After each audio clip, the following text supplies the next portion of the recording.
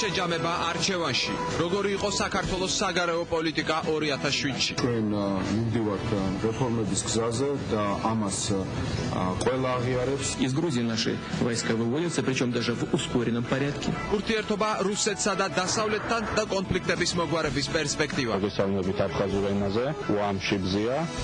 არანაირი ქართულ-ოსური კონფლიქტი არ არსებობს. ჩვენი განწყობა არის, რომ გავაგრძელოთ დიალოგი და საუბარი რუსეთთან. რა წარმატებები აქვს საქართველოს ხელისუფლებას საერთაშორისო არენაზე და რა შეცდომებს ხედავს ოპოზიცია? გადაცემის სტუმრები არიან გია ბარამიძე, ბათუ ქუთელია, დავით ზურაბიშვილი, ფიქრია ჩიხრაძე. ასევე სტუდიაში შალვა ფიჩხაძე, სოსო ციცაძე, ლევან ცუცკირიძე, დავით დარჩიაშვილი.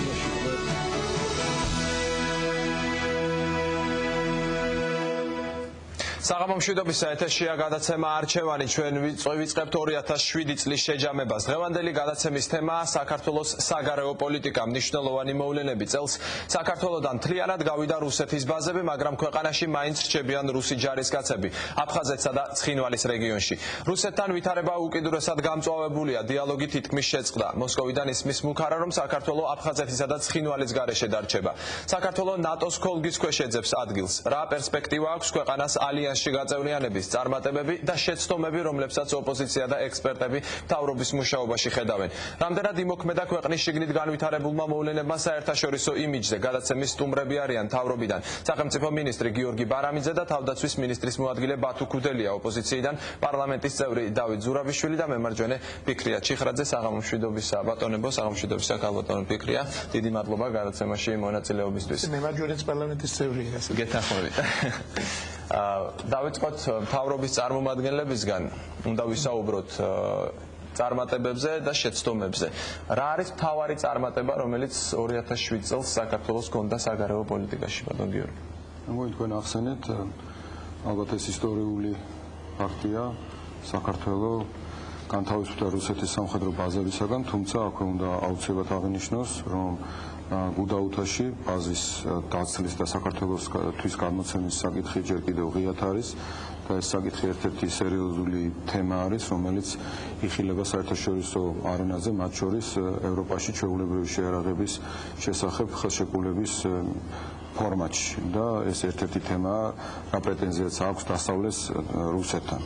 ამავდროულად ჩვენ გადავდით ძალიან სერიოზული ნაბიჯები ნატოსთან ინტეგრაციის კუთხით, ჩვენ გვაქვს ინტენსიური დიალოგი და ამავდროულად ერთდროულად გაწერიანების თვის ძალიან მნიშვნელოვანი საკითხი ეს არის ეგრეთ წოდებული IPAP, ინდივიდუალური პარტნიორობის სამოქმედო გეგმა, რომლის მიხედვითაც ჩვენ ამ ხნის განმავლობაში სერიოზულად წავიწყეთ წინ ნატოსთან ურთიერთობებში 5 ასე ვთქვათ თავი ინტენსიური დიალოგის ასე ვთქვათ გავიარეთ ჩვენ და 5 თავარ საკითხზე ქონდა კონსულტაციები, ეს არის პოლიტიკური საკითხები, ფინანსური, სამხედრო ინფორმაციის საიდუმლოების და ასე შემდეგ.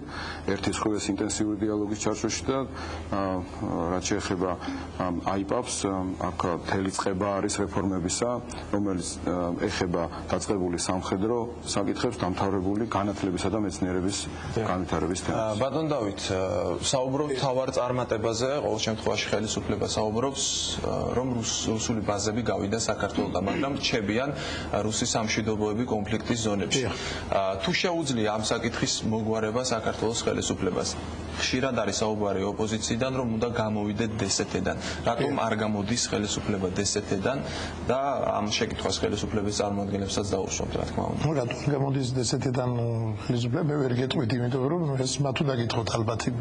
ყოველ შემთხვევაში მე რამდენადაც მახსოვს პარლამენტს ამის შესახებ მიღებული აქვს შესაბამისი დადგენილება. მე მახსოვს ისიც, რომ პრეზიდენტმა დაავალა შესაბამის უწყებებს, რომ ამის თაობაზე მათ მოეხსენებინათ თუ დსთ-დან გასვლა დაუშვათ რა პლუსებს ან მინუსებს ამ ქვეყნისთვის როგორი სარგებელს მოიტანს თუ რამე ზიანს მოიტანს. იმის მერე გავიდა არ ვიცი ძალიან დიდი ხანი, არანაირი პასუხი არ არის და ეს საკითხი რაღაცა მიფუჭიჭდა. ეს არ არის მთავარი ამ შემთხვევაში, წარმოიდგინეთ სხვაზე მინდა ვთქვა, როცა ლაპარაკობ საქართველოს საგარეო პოლიტიკაზე, მე მაინც მინდა აღვნიშნო თავიდან, რომ ეს ის საკითხია, სადაც საქართველოს დამოუკიდებლობის 15 წლიან ისტორიაში გარკვეული მემკვიდრეობითობა მაინც არის.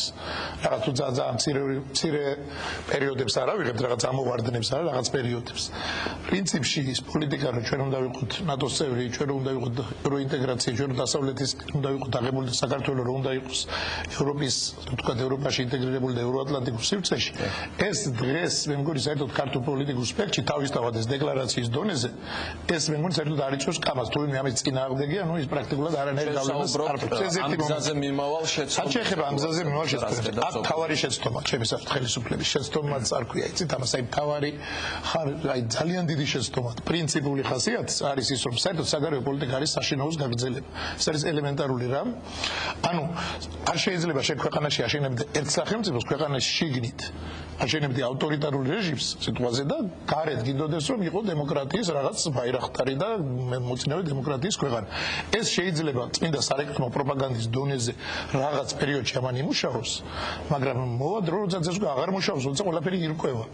და აი ეს ნოემბრის მოვლენება სწორედ გაკეთა ის რომ ის წარმატებები რაც იგივე ერთის მხრივ, დასავლეთის მხრიდან საკმაოდ სერიოზული ავანსების გამო, რაც ქართული სახელმწიფოს მიმართ იქნა გაცემული და მოიწვია არაფერი არ იყო, ეს ავანსები იყო გაცემული პირიქით, ჩვენ ამას არც არასოდეს არ შევწინააღმდეგები ვართ და მეორეს მხრივ, ასევე ის გარკვეული წარმატებები ნატოსთან ინტეგრაციის საკითხში პრაქტიკულად დადგა ძალიან სერიოზული კითხვის ნიშნის ქვეშ, აი სწორედ ნოემბრის მოვლენების შემდეგ.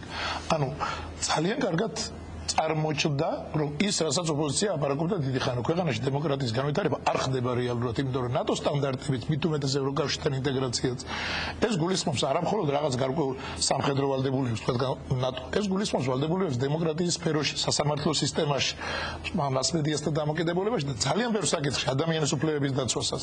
აქ რომ ეს იქნა დარღვეულიც არ ქვია, იცით, ახლა ვერაც ამაზე არ მომეცემა საშუალება ვილაპარაკო რაც მოხდა ნოემბერში, აქ 7 ნოემბერს განსაკუთრებით, ნუ ეს ყოველგვარ მე პირდაპირ ყოველგვარ ზღვარს ცილდებოდა, რომ განსაკუთრებით იმედი ჯერ თავისთავად მიტინგების დარბევა და შემდეგ იმედში შეჭრა და დარბევა იმედის ტელეკომპანიის და მოკიდებელი ტელეკომპანიის და ამას მე მიება რაღაცა შეთქმულების თეორია, მთელი რომ აქ სულ მე ისიც არ ვიცი ახლა აქ ვინ ვარ, ცით რა სტატუსიც ვარ, აქ ეჭმიტანილი ვარ, ასე ვთქვათ, აგენტობაში, თუ ისა ვარ, ასე ვთქვათ, იდიოტად თვლიან რომ ვიღაცები აგენტები არიან და მე ისეთ სულელი ვარ, რომ არ მესმის ეს ვერ გავიგე და ამიყოლი ეს დებილი ვარ, ესე ვერ გავიგე, ესე ანუ რატო ამაპატია ცოტა ასე კეთრი გამონათქვამის, მე საერთოდ არ მჩვევი ასეთ ლაპარაკი, მაგრამ მართლაც და როდესაც მართლაც სამწუხარო არის ძალიან რომ სერიოზული ეჭვის ქვეშ და დაი მე მაქვს ახლა აქ მინდა გითხრათ, ეს არის ევროპარლამენტის განცხადება საქართველოში არსებულ მდგომარეობაზე მიღებულია 29 ნოემბერს 2007 წლის. ძალიან მკვეთრი კრიტიკაა სწორედ ხელისუფლების და ძალიან კაფეოთ არის აქ ყველაფერზე ნათქვამი. ეს სხვადასხვა არ გაშუქებულა პრაქტიკულად. არც პერიდებში და საერთოდ ხელისუფლებას ბუნებრივია მე არ მიქვის ეს ხელისუფლება მაინც და მაინც არ გააშუქა, მაგრამ ფაქტია ევროპარლამენტი ძალიან ცალსახადაა დასკვნა ჯერ არის შეფასებები იმ სიტუაციის და პირდაპირ არის ნათქვამი თქვათ რომ ეს იყო ძალის გამოყენება გადამეტებულად იყო არათანაზომადად ანუ არ მოითხოვდა ის სიტუაცია ძალის გამოყენებას აღნიშნულია რომ სოზას უბარიც გაილახა ომბუდსმენიც იყო რომ ამას მე ეს მიება რაღაც შეთქმულებას მაგრამ ამის რუსეთის რაღაც ყოლას და ამის შესახებ არანაირი მტკიცებულებები არ იქნა წარმოდგენილი პირდაპირ წერია ეს და მე პირდაპირ არის ლაპარაკი რომ ეს ყველაფერი აშორებს საქართველოს მიღებულებს რაც ევროკავშირი გამოდის რომ საქართველოს იმიჯი რაც ჰქონდა შეილახა ბატონო კატასტროფულად მე ვიტყოდი და ძალიან სამწუხაროა ეთანხმებით ამ შესაძლოა დავასრულებ ბაბათიად და კი ბატონო მე არ შევწყვეტილებ არავის იგივე განაცხადა ძალიან კრიტიკული იყო თქვა იგივე ნატოს გენერალური მდივნის ხელის განცხადება თქვენ გახსოვთ ძალიან კრიტიკული იყო პრაქტიკულად ყველას ევროკავშირის წარმომადგენლების განცხადება თქვენ გახსოვთ რა განაცხადა იგივე ადამი იხნიკმა როდესაც ჩამოვიდა ანუ დასავლეთი თლიან შეიძლება ამ შემთხვევაში ითქვას ევროკავშირიც ამერიკის შეერთებული შტატებიც ნატოც ყველა სტრუქტურა ძალიან სერიოზული კრიტიკის ქვეშ მოექცა ხელისუფლებას ამან დააყენა სწორედ ფიჩქოში ის საგარეო პოლიტიკის ის ორიენტირები რომელიც ჩემი ორიენტირებიც არის ფიქრიას ორიენტირებიც არის და ჩვენ ყველას ქართველებს არა განსხვავება არავის საგარეო პოლიტიკა არის საშინაო პოლიტიკის გაგრძელება და ამ საშინაო პოლიტიკაში დაშვებული შეცდომების გამო როგორც ამბობს ოპოზიცია შეილახა საქართველოს საერთაშორისო იმიჯი მოდით სანამ ამ თემაზე უფრო დეტალურად ვისაუბრებდეთ კონკრეტულ მიღწევებზე და თუ რა შედეგები მოყვა უკვე და შეიძლება უკვე სამომავლოდაც მოყვის ამას მარტივი ხაზი გავავლოთ პოპულისტსა და რეალურ პრაგმატულ საგარეო პოლიტიკას შორის. პოპულიზმი არის ის, როდესაც იძახით, რომ ერთის მხრივ რომ საშინაო პოლიტიკის გაგრძელება საგარეო პოლიტიკა და მეორეს მხრივ ის მიღწევები, რაც საქართველოს ჰქონდა, შეილახა. ესე იგი ეს მიღწევები არის.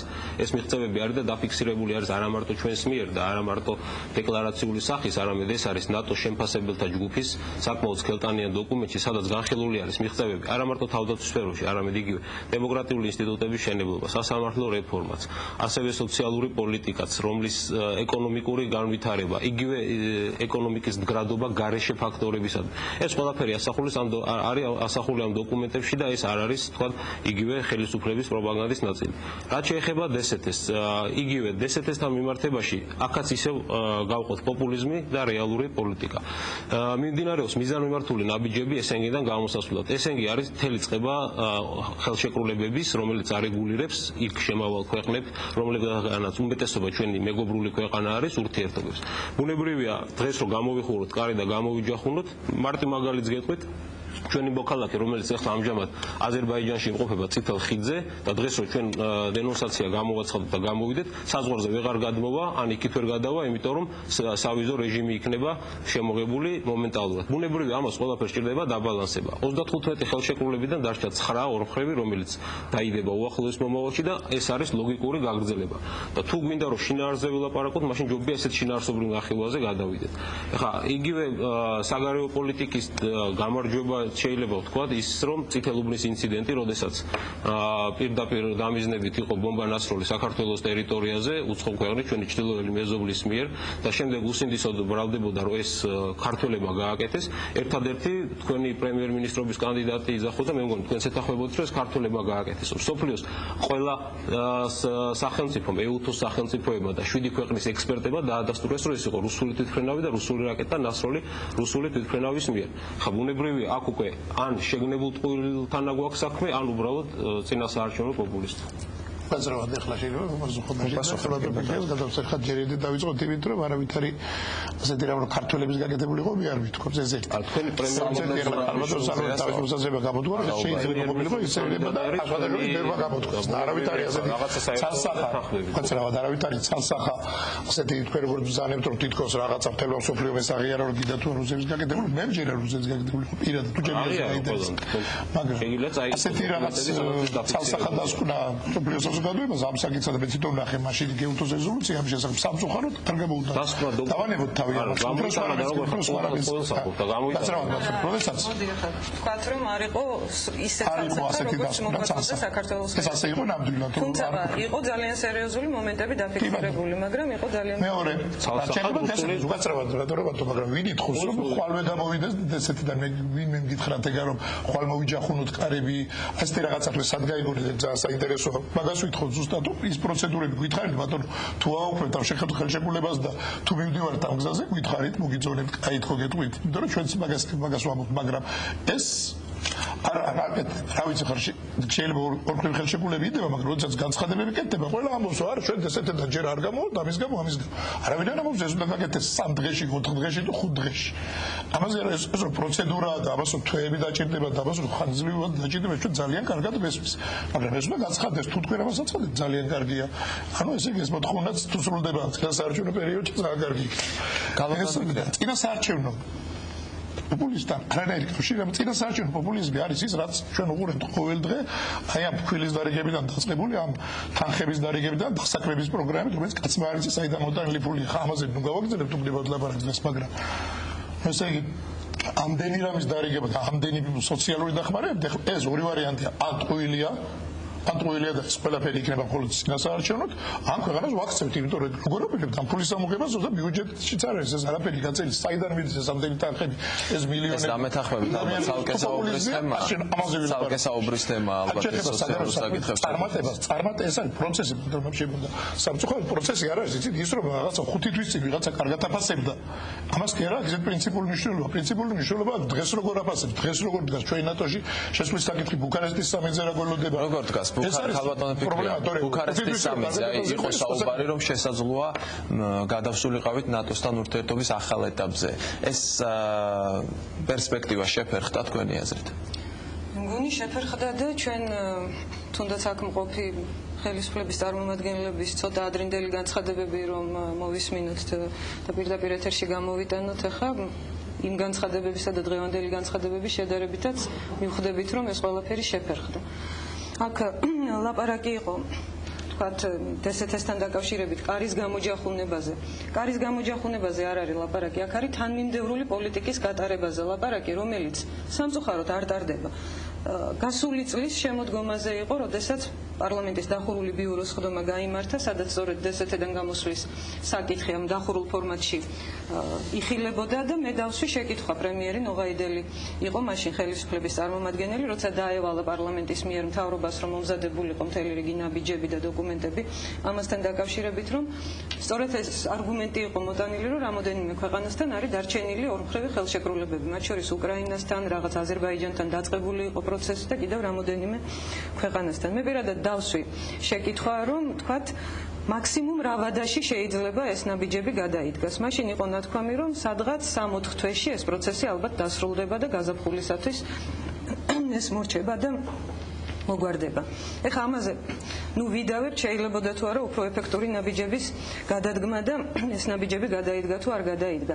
კარის გამოჯახუნება ხანდახან ისეთ უადგილო ადგილას და უადგილო დროს ხდება ხოლმე, აბსოლუტურად გაუგებარია ჩვენი საზოგადოებისთვისაც და საერთაშორისო საზოგადოებისთვისაც. გავიხსენებ მე ადგილობრივი არჩევნების წინ ჯაშუშების რაღაც უცნაურ ისტერიას, რომელსაც მე უცნაური მრავალწერტილი მოყვა და ვერავინ ვერ გავიგეთ, რასთან მქონდა საქმე, უბრალოდ ყველამ დავინახეთ თვალნათლივ რომ ამას მოყვა ძალიან ძიმე ნაბიჯები რუსეთის ხელისუფლების მხრიდან და რომ არა პუტინის ხელისუფლების ძალიან ძიმე ნაბიჯები ქართული მოსახლეობის მიმართ, ეთნიკური ქართველების მიმართ, ჩვენი ეს ნაბიჯი ძალიან სერიოზულ კითხვის ნიშნებს იწევდა საერთაშორისო საზოგადოებაში. შეიძლება ითქვას სულზე მოგვისწრო პუტინის სულსწრაფობამ ამ შემთხვევაში და რაღაცნაირად გაანეიტრალა ჩვენი ხელისუფლების მცდარი ნაბიჯები პუტინის ხელისუფლების ძალიან მცდარმა ნაბიჯებმა. ეს ოფიცრების დაკავება იყო შეცდომა, ალბათონი ფიქრი. ისტერია იყო. არ მოყოლი ამას რუსეთის ემბარგო მანამდე იყო დაწყებული, გინდა ტრანსპორტული პოლიტიკური, ანუ ქრონოლოგიაში ყველაფერი და მე შეცდომა იყო ალბათონი ფიქრი. ევროსაბჭოში ისტერიის მოწყობა ყოველთვის იყო შეცდომა. რა ის აგენტები და გრუს აგენტები, რა ჩვეულებრივი ნოტებით არ შეიძლებოდა ამის მოგვარება, ეს იყო ჩვეულებრივი წინასაარჩევნო პერიოდში გაკეთებული სვლა. მე არ მონაწილეობდი იმ არჩევნებში და ამიტომ არ ვლაპარაკობ მაინც და მაინც ამის გამო. ეს იყო წინასაარჩევნო პერიოდში იმისათვის, რომ ხალხი საზოგადოება ყოველთვის რეაგირებს და მადლობა ღმერთს რომ რეაგირებს. ერთი წამი მე არ გიშლიდით ახლა ხელს რომ ლაპარაკობდით და არც ერთხელ არ გამიჩერებიხართ, ხო? იმისათვის რომ რაღაცნაირად კონსოლიდაცია ხელისუფლებას ისევ მოეხდინა გარემტრის წინაშე საზოგადოებისა და მოახერხა კიდეც. მე მახსოვს ოპოზიციონერებიც მაშინ ვინც არჩევნებში მონაწილეობდა გამოდიოდა და ამბობდა რომ ხო რა თქმა უნდა ახლა ხელისუფლების კრიტიკა რთულია. ქართულ საზოგადოებას და ქართულ პოლიტიკურ სპექტრს აქვს ეს განცდა და ამას ვერავინ ვერ დასწამებს რომ ძალიან ხშირ შემთხვევაში, როდესაც ჩვენი ხელისუფალნი მცდარ ნაბიჯებს დგამენ და ამ მცდარმა ნაბიჯებმა შეიძლება რუსეთის წისქვილზე დაასხას წყალი, ჩვენ ყოველთვის თავს ვიკავებთ იმისაგან, რომ ძალიან მკაცრები ვიყოთ ხოლმე კრიტიკის დროს, იმიტომ რომ არ დაესხას წყალი სწორედ რუსეთის წისქვილზე, მაგრამ საქართველოს ხელისუფლება არ იკავებს ხოლმე თავს და ძალიან ხშირად დგამს ისეთ ნაბიჯებს, რომელსაც გამართლება არანაირად არ აქვს. რაც შეეხება ნატოს პერსპექტივას, ამაზე მოდი ვთქვათ, მე აბსოლუტურად ვეთანხმები, რაც დათომ თქვა. ჩვენ არა ვართ ის ქვეყანა სამწუხაროდ, რომელიც ქმნის ამინდს თანამედროვე მსოფლიოში. ჩვენ ვიღწვით იმისაკენ, რომ რაღაცნაირად ჩამოყალიბებული სახელმწიფოებრიობა, მტკიცე სახელმწიფოებრიობა შევქმნათ. დემოკრატიული ინსტიტუტების ჩამოყალიბების თვალსაზრისით წარმატებები არის, ხო, ამაზე მართლა სირცხვილი არის დღეს ლაპარაკი, იმიტომ რომ მე არ მახსოვს არც ერთი მეტნაკლებად მნიშვნელოვანი რეზოლუცია, რომელშიც აღნიშნული არ ყოფილიყო სწორედ სისუსტე ამ თვალსაზრისით, რომ საქართველოში ძალიან სერიოზული, ასე ვთქვათ, შეცდომები თუ შეფერხებები არის დემოკრატიული ინსტიტუტების ჩამოყალიბების თვალსაზრისით. სასამართლოს დამოუკიდებლობის ხარისხის მიმართ. დოკუმენტი არ არსებობს მეტნაკლებად რაღაც ისეთ სერიოზულ სამიძე მიღებული, სადაც ეს არ იყოს ძალიან მკაფიოდ ხაზგასმული.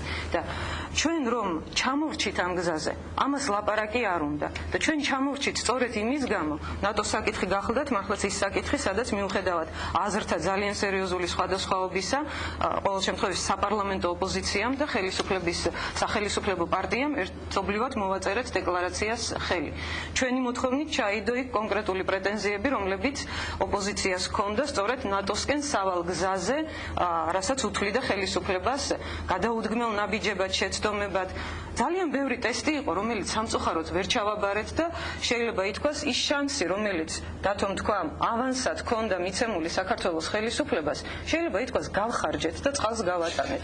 ავანსად ხვალ ჩვენ აღარავინ აღარაფერს აღარ მოგცემს და შეიძლება ძალიან სერიოზული ნიშნულისათვის მიგვეღწია თუ ჩვენ ყველანი ვთანხმდებით იმაზე რომ ჩვენი ქვეყნის მომავალი წარმოგვიდგენია ნატოს სივრცეში და ნატოს წევრ სახელმწიფოებთან ერთად ჩვენ ძალიან სერიოზული შანსი უკვე გავუშვით ხელიდან. მე აღარ ვიცი ხვალ სხვათა შორის ხელისუფლების შეცვლის შემთხვევაში ახალ ხელისუფლებას რამდენად მძიმე მემკვიდრეობა ხდება ამ თვალსაზრისით, იმიტომ რომ ჩვენ ასე თუ ისე მაინც გარკვეული სტერეოტიპის ქვეშ მოვექეცით გარედან რომ დაიწყება ამ სახელმწიფოში შენება, დათოს ვეთანხმები იმაში რომ შევარდნაძის ხელისუფლების დროსაც დაიწყო რაღაცა ნატოზე ლაპარაკი, პირველი დაკაკუნებები მოხდა, პირველი იმედები გაჩნდა, მერე ჩაფლავდა ეს. მერე სააკაშვილის ხელისუფლების დროს დაიწყო ეს და მართლაც უზარმაზარი იმედი გაჩნდა და დემოკრატიის შუქურას ეძახდნენ ამ ქვეყანას და როგორი დემოკრატიის შუქურას აღმოჩნდით დავინახეთ.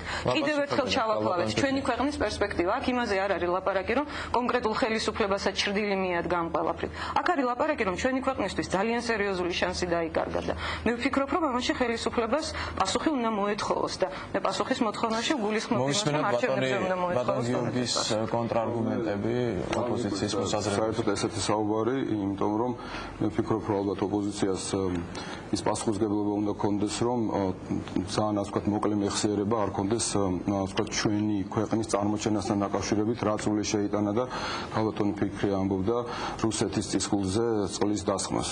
მე არ ამგონია რომ ვინმეს ჩვენ საზოგადოებაში ეჭვი შეეპაროს იმასთან დაკავშირებით რომ ოპოზიციამ თავის დროზე რუსეთის წისქვილზე ნამდვილად დაასხა წყალი, როდესაც ზემო აფხაზეთში განვითარებულ მოვლენებთან დაკავშირებით თავიდან ატყდა სწორედ ისტერია, რომ აიც მათამკვლელი ომი არ დაუშვათ და ჩვენი ბიჭები და არ შევიდნენ, არ მივცეთ უფლება, ვთქვათ, ძალის გამოყენების და ასე შემდეგ სისხლის დაღვრილს და ასე შემდეგ. რუსეთის წისქვილი სად იყო? ძალიან მაინტერესებს. სწორედ ის, როდესაც იმ პერიოდში პარალელურად ემზარპისიანი გამოდიოდა აფხაზური და რუსული ტელევიზიებით და სწორედ ამის გამოყენება ხდებოდა საიმისოთ, რომ იქ მართლა რო რამე მომხდარიყო, იქ იყო კიდევ ერთი მცდელობა საქართველოს დესტაბილიზაციისა და საქართველოში არეულობის შემოტანის. ეს მე მგონი ყველასთვის ნათელი იყო და ძალიან სულსწრაფი და ძალიან არასახელმწიფოებრივი პოზიცია დაიჭირა მაშინ ოპოზიციამ და ეს თუნდაც ეს ერთი ფაქტი შეიძლებოდა საკმარისი გამხდარიყო, იმიტომ რომ საქართველოში უბედურება ყოფილიყო. სისხლის დაწვევის მოწოდებები რანაირად შეიძლება იყოს ტყრის წისქვილზე დასხმული წყალი. ძალიან ვთქვათ რა და ირაკლი ბათიაშვილის თემას ნუ გავიხსენებთ ახლა რა მოწოდებების გამო და რა სატელეფონო საუბრების გამო წარმოადგენს და რა ამოცანა ქონდა იქ. მე საერთოდ ვერ გავიგებდი ციანი სად არის. ბატონო ფიქრია დავაფავრებდი და ბატონო ფიქრია დავასრულებინა და მოვცემთ სიტყვას. იმდენი უცნაური რაღაცა თქვი. ძალიან ბატონ გიორგი. მე ვფიქრობ რომ კვიციანი და ის ბანდა რომელიც აუჯანყდა საქართველოს და არა საქართველოს ხელისუფლებას იმსახურებდა სწორედ იმას, იმგვარს აქციელს და იმგვარ ქმედებას, რაც განახორციელა საქართველოს ხელისუფლებამ და ამის საწინააღმდეგო პროპაგანდა მიდიოდა დაიწყო ოპოზიციამ და როგორც კი ნახა იქ რომ ყველაფერი წესრიგში ჩადგა, მერე ასე ვთქვათ უკან დაიხია. ამის გარდა შეუძლებელია უბრალოდ ამას გვერდი აუარო, სამწუხაროა ჩემთვის მართლა უცნაურია, როდესაც ქართველმა ადამიანმა და დღეს ბათუმ ახსენა პრემიერ-მინისტრობის კანდიდატი არის, თქვა რომ ის თურმე ვთქვათ ჩვენ ვისროლეთ და ეხლა თქვენ თქვით რომ იქ ერთმნიშვნელოვანი არ არის, ყველა საღად მოაზროვნეთ ცივილიზებულმა ქვეყანამ ის ერთმნიშვნელოვნად შეაფასა, უბრალოდ რეზოლუცია არ იქნა მიღებული ეუთოში, იმიტომ რომ რუსეთმა ერთადერთმა ქვეყანამ დაბლოკა ის და თქვენ იცით რომ იქ კონსენსუსით მიიღება გადაწყვეტილებები და მხოლოდ რუსეთის დაბლოკვის გამო მოხდა იქ ამ რეზოლუციის არ მიღება, თორე დანარჩენი ყველა ცივილიზებულმა ქვეყანა შეთანხმდა ამასთან დაკავშირებით. ეს მეორე, ძალიან უპასუხისმგებლო, ძალიან უპასუხისმგებლო ნაბიჯი. ეხლა სხვა საკითხები რა, რაც შეეხება თქვენ თქვით რომ ავანსად იყო თითქოს რაღაცა გაცემული. ჩვენ არაფერი ავანსი არ მიგვიღია არავინ ლამაზი თვალებისთვის, არავის არაფერს არ აძლევს და არავის შეფასებებს არ აძლევს. საქართველოს რომ სოფლიოში ნომერ პირველი რეფორმატორი ქვეყანა გახდა, არა ჩვენი მთავრობის მონაცემებით, არამედ სოფლიო ბანკის მონაცემებით. თქვენ დაგავიწყდათ? ნოღაიბელი როგორც პრემიერ-მინისტრი ბუნებრივია გახდა, ქვეყანა გახდა ნომერ პირველი რეფორმატორი. ეს დაგავიწყდათ თქვენ ალბათ ეს თქვენთვის როგორც ამ ქვეყნის მოქალაქეებისთვის მნიშვნელოვანი არ არის. მეორე ძალიან მნიშვნელოვანია. EBRD ევროპის განვითარებისა და რეკონსტრუქციის ბანკი, როდესაც ამბობს, რომ საქართველო არის კორუფციის დონის შემცირების კუთხით ნომერ პირველი ქვეყანა. ესეც თქვენ არ გაინტერესებთ და ესეც თქვენთვის მნიშვნელოვანი არ არის და ეს თქვენ გონიათ რომ ავანსად არის გასცემული და თქვენ ახლა კიდე ახსენეთ რომ საიდან მოვიდა ის ფული არის თუ მანამდე იზახოდით რომ ძალიან ბევრი ფულია და რატომ სოციალური მიმართულებით არ იხარჯებოდა და რატომ თავდაცვის მიმართულებით ხარჯებოდა. ახლა დავიწყეთ ამ ფულის ხარჯვა სოციალური მიმართულებით და საიდან მოვიდა ეს ფული არ ვიცით. მეგეთქვი ბატონ დავით საიდან მოვიდა.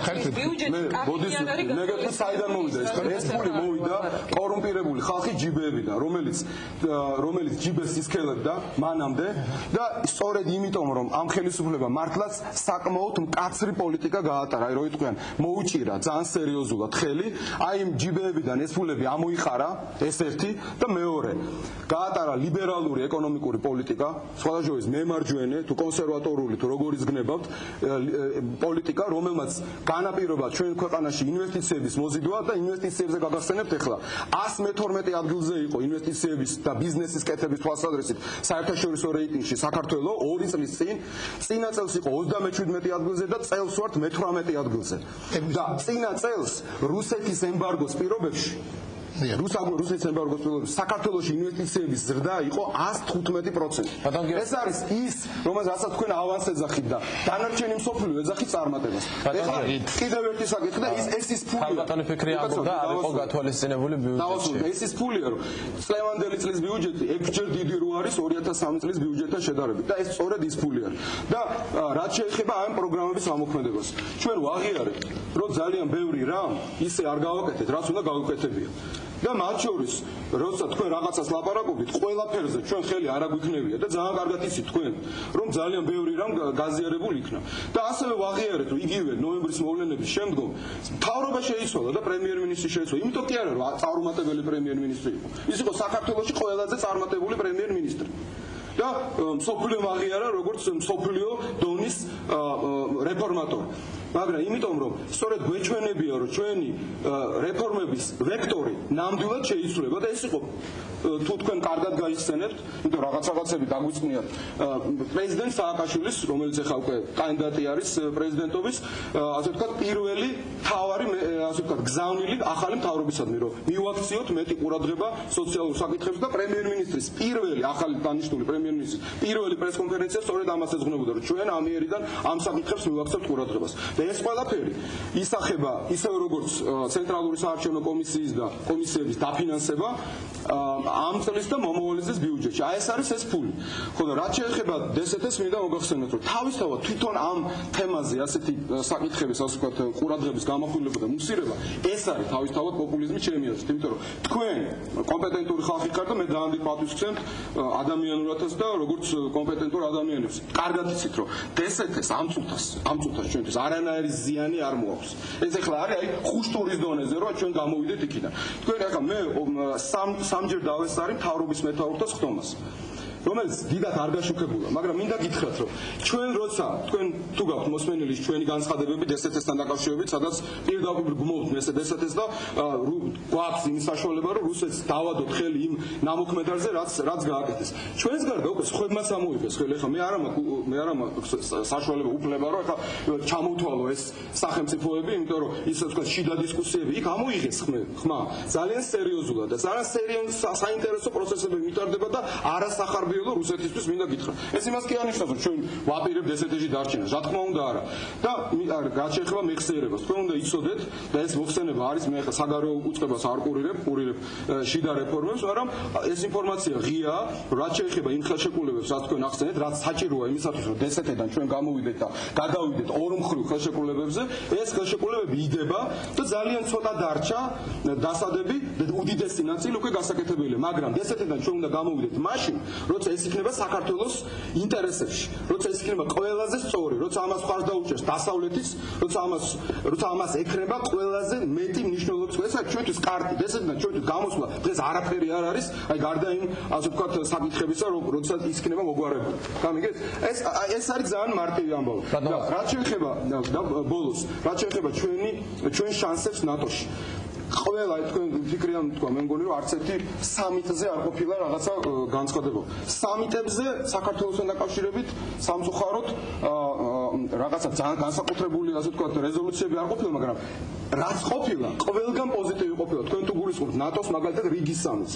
ნატოს რიგის სამიტის დეკლარაციაში ვერსად თქვენ საქართველოს კრიტიკას ვერ ნახავთ. გარი მხოლოდ პოზიტივზე ლაპარაკი. ხოლო რაც შეეხება იმას, რომ ჩვენს ქვეყანაში ჩვენ გვჭირდება სასამართლო რეფორმის განხორციელება და ჩვენ ქვეყანაში არ არის ის სამსამართლო, რაც უნდა იყოს, ამას არავინ არ უარყოფს. ჩვენ ეს გვიწერიან მთავარ ამოცანად, იგივე ევროკავშირთან სამეზოლო პოლიტიკის სამოქმედო გეგმაში და ისიც მე მგონი ნაკლებად აინტერესებს როგორც ჩვენს ოპონენტებს იმის აღიარებაც, რომ ამის ნიშნად ჩვენ მოვიწვიეთ ევროპელი მოსამართლეები საქართველოში და მიმდინარეობს ახლა ამ საკითხზე ყოველგვარი პოპულიზმის გარეშე და ყოველგვარი ზედმეტი რეკლამირების გარეშე სერიოზული მუშაობა. რატო? იმიტომ რომ სწორედაც ვაღიარებთ რომ და ვიცით რომ ის დონე არ არის ჯერ სასამართლოში, რაც გვინდა მიუხედავად ძალიან სერიოზული გატარებული რეფორმებისა. და ეს რეფორმები როგორია, იცით, ხალხს გონია და მე მგონი არც ამას გონია საერთოდ საქართველოში რაიმე დონეზე ლაპარაკები. გატარებულ რეფორმებზე გელაპარაკებთ. აი მაგალითად ხალხს გონია და გონია რომ შეიძლება თქვენც არიცით და ამიტომ ხართ ესეთი ასე ვთქვათ კრიტიკულები.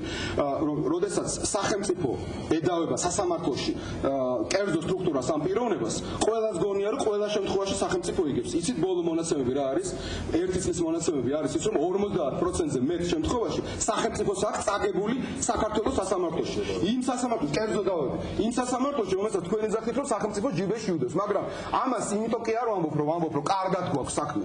ჩვენ ბევრად უკეთესად უნდა გქონდეს საქმე და ამიტომაც ვდგამთ ამ ნაბიჯებს. და ძალიან კარგად ვხედავთ ჩვენ რა გავაკეთეთ. და ის არ არის ჰაერიდან მოსული არც დენი, არც გზა, არც ინვესტიცია და არც ნომერ პირველ რეფორმატორობა და ისიც კარგად ვიცით რა შეგვეშალა და ისიც კარგად ვიცი რა უნდა გავაკეთოთ მომავალში. ისიც კარგად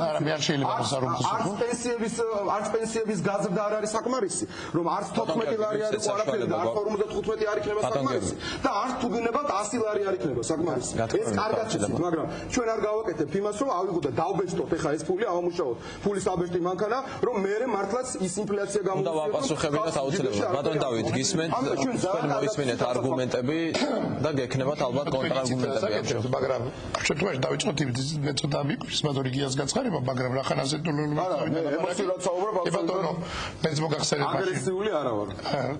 ბატონო, როდესაც თქვენ ბრძანებთ ყდორის მოვლენების დროს ოპოზიციამ დაიკავა ანტისახელმწიფოებრივი პოზიცია, თქვენი ერთმა არ შეგნებულად, არ შეუგნებლად, იმიტომ რომ მე შემიძლია ნამდვილად თქვა, ჩემ თავზე პირადად, ჩვენ ფრაქციაზე, რესპუბლიკურ პარტიაზე, კონსერვატიულ პარტიაზე, პრაქტიკულად ოპოზიციის დიდ ნაწილზე, უმეტეს ნაწილზე მემარჯვენეების ჩარგვით. ჩვენ კატეგორიულად დავდგმით კიტოვანი რაჟვაში ეკაც. არის. დიდი განსხვავება არა მაქვს. კვიციანის კვეთება კატეგორიულად არაერთხელ სხვათა შორის ძალიან ხშირად ეს იქნა მე რაღაცნაირად ბევრ ტელევიზიაში. ბატონო, დღეს ერთად ახარდა, იმიტომ მოგახსენებთ, რომ მე თქვენზე პირადად ყველანი დღეს ერთად ვინწვართ. ეხაც იმერტად ყოფების მას დავგმეთ. ყველამ დავგმეთ კატეგორიულად. ყველამ დავგმეთ კატეგორიულად. ერთი. მეორე რა თქმა უნდა ჩვენ თქვით რომ ის უნდა გააკეთოს. უგაცრავად ძალიან დავგმეთ. ამოიღეთ ჩემი განცხადებები და ნახავთ. თქვენ არ ხართ ყველა მეწამოიყენეთ ხო ბრატ? ბატონ დავით, თქვენ არ ხართ ყველა. არ გაწყვეტინებთ ბატონო. არა, უბრალოდ არც ერთხელ არ შემიწყვეტინებთ. არც ერთხელ. მეორე, რა თქმა უნდა, ვამბობდით რომ უნდა მოგვარდეს ეს ამბავი ისე, რომ ქართულ სახელმწიფომ განახორციელოს თავისუფლება, მაგრამ მოერიდოს იქ რაღაც სისხლისღვრას მაქსიმალურად. ხა, ის არავის არ უდგარი კოოპერაცია არ უნდა ჩატარებული, რა თქმა უნდა, ჩატარებული. როგორ არავის არ უდგარი, დათო რას ამბობ? აბა რა თქმა უნდა ყოფილიყო ისე გაკეთებული და კარგია რომ ისე გამოვიდა რომ არის დიდი მსხვერპლი, ნამდვილად მსხვერპლი თუმცა იყო მაინც. მე მგონი განცხადებებს თუ ამოწევთ, რითი შეაფერხა ოპოზიციას საგარეო პოლიტიკას დაუბრუნდეს ამას მოყვა და იგივე ირაკლი ბათიაშვილის დაპატიმრება. რის გამო? ტყუილად ადამიანის დაპატიმრება სულია. ხაზე არ დავტოვებთ ადამიანი იძახდა უკაცრავად. ბატონო იყო ასეთი გაცხადება. უკაცრავად. რა, კოდურელ მოსახლეობაზე იყო ლაპარაკი. დავასრულებინოთ ბატონ დავითს და მე ბატონ ბათოს უნდა მონადირე იყო ჩვეულებრივი რაზმი, რომელიც ბატონ დავით, შედეგი არის რომ კოდორში დამყარდა ხელისუფლების აბსოლუტურად ტყუილა. აბსოლუტურად პიროვნული ანგარიშწორება გახორციელდა პოლიტიკური ადამიანზე, თავისი შეხედულების გამო რა კაცო ეუბნებოდა რომ სისხლი არ დაღვაროთ. მაგრატიდან და რაღაცაზე გამაგრდითო შეიძლება უთხრა ადამიანს გამარჯობა, გაგიმარჯოს ვისაც არ უნდა უთხრა ხამისთვის დაპატიმრება. დაურეკავთ ეხლა ბაღავს და ეწუნა მაგრატა ამაგრდი მაგრატს თო? არა, გეკითხები დაურეკავთ ამას რა. მე რაც გავაკეთებ შემისაკებად. თქვენ არ აგავ უფლება ამისთვის ადამიანი დააპატიმრა. მე არ ამაყობ. მithumetes ის ადამიანი ერთმანეთს იცნობ, ერთად დაუბრებიერად თქვენს არ ნორმალი მატერიალი. იგივე ირაკლისთან ერთადაც და იმათ ერთადაც და ადამიანი ელაპარაკება რაღაცებას უნდა რაღაცნაირად დაითანხმოს მშვიდობიანად საფეთან იმისკენ მოუწოდებდა რომ პირიქით იმას შეეწყვიტა ის წინააღმდეგობა იცით ესეც თქვენ და ამის გულის ადამიანი დააპატიმრეთ რა კარგით რა მაგრამ ისიანი საქციელზე ლაპარაკობ მეორე რა შეიძლება ეგრეთ წოდებული ოპოზიციის საქციელი რომელი ოპოზიციის საქციელზე ლაპარაკობთ აი კონკრეტულად ბატონო ჩემს გასწვი გაერთიანებული ოპოზიცია ძალიან კიდევ ერთხელ ვიმეორებ ესეთი დაგვიდა თქვენ ან შეგნებოდა გამოგავთ სულ არიცით და რაღაც სხვა ის არის ახლა შეიძლება აიც ოპოზიციის საკმაოდ დიდმა ნაწილმა ბატონ გიორგი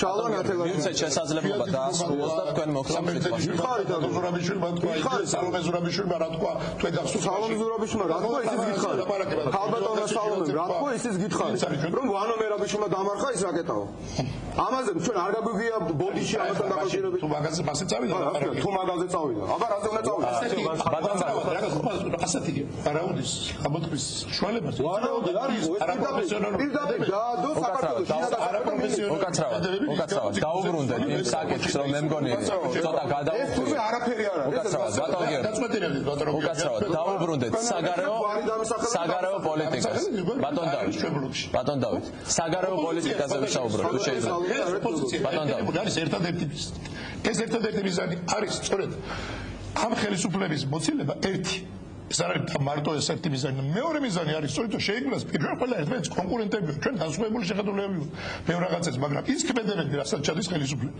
ის დამოკიდებულება ჩვეულებრივი ადამიანების მიმართ ასე ვლაპარაკობთ და სასამართლო სისტემაზე ვლაპარაკობთ იმ ქვეყანაში სადაც გირბულიანის კვლევა მოხდა იქ რაღაც სასამართლო სისტემის დამოკიდებულებაზე ვლაპარაკობთ არის სასაცილო ელემენტარული ეს საერთოდ ზედმეტი ამაზე ვლაპარაკობთ უკაცრავად დაუბრუნდეთ საგარეო პოლიტიკას რა შეეხება საგარეო პოლიტიკას ბატონ და აღიარება სავალუტო სოფლიო ბანკის კონკრეტული ციფრები მოიყვანა ბატონმა გიორგიმ. მეც მოგიფათ ბატონ ნახეთ სოფლიო ეკონომიკური ფორუმი ასეთი ორგანიზაცია არსებობს შვეიცარიული ძალიან ავტორიტეტული დამოუკიდებელი სოფლიო ბანკზე უფრო ავტორიტეტული? დიახ ამ სფეროში ნამდვილად არის თქვენ დაგიკვირდებათ და ასია. ხო მე ნამდვილად გამიკვირდება. არის ასეთი ორგანიზაცია. არა მარტო თქვენია ეს კითხეთ ნებისმიერ თქვენ მოიკითხეთ უცხოელები ხავდით თუ ჯერ კითხეთ ბატონ ბენდუკიძე ერთზე გეტყვით. აი თუ მოიკითხეთ როგორ არის საქართველოს ეკონომიკური მდგომარეობა შეფასებული. არ შეიძლება სოფლიო ბანკის შეფასებებს რომლებიც ძალიან ხშირად არის გამყარებული პოლიტიკური კონექტორი ეს ფაქტია. იგივე არგენტინის რეფორმები ძალიან დადებითად დაფასებდა. დაფასებდა სოფლიო ბანკი იყო რომელსაც არგენტინაში პენემის მიერ განხორციელებულ რეფორმებს აფასებდა ნომერ პირველი პრინციპი რეფორმატორი. ასევე მიანიჭეს თავის დროზე არის აბსოლუტურად დაუცველი. რანაირად შეიძლება ეკონომიკა ასევე მიანიჭეს თავის დროზე არგენტინელებს პირველი რეფორმატორი წოდება და დაემხო თავზე არგენტინას ყველაფერი. და იცით რა არის? ჩვენ იმას კერდო ველაპარაკებთ იმარად და დამარად.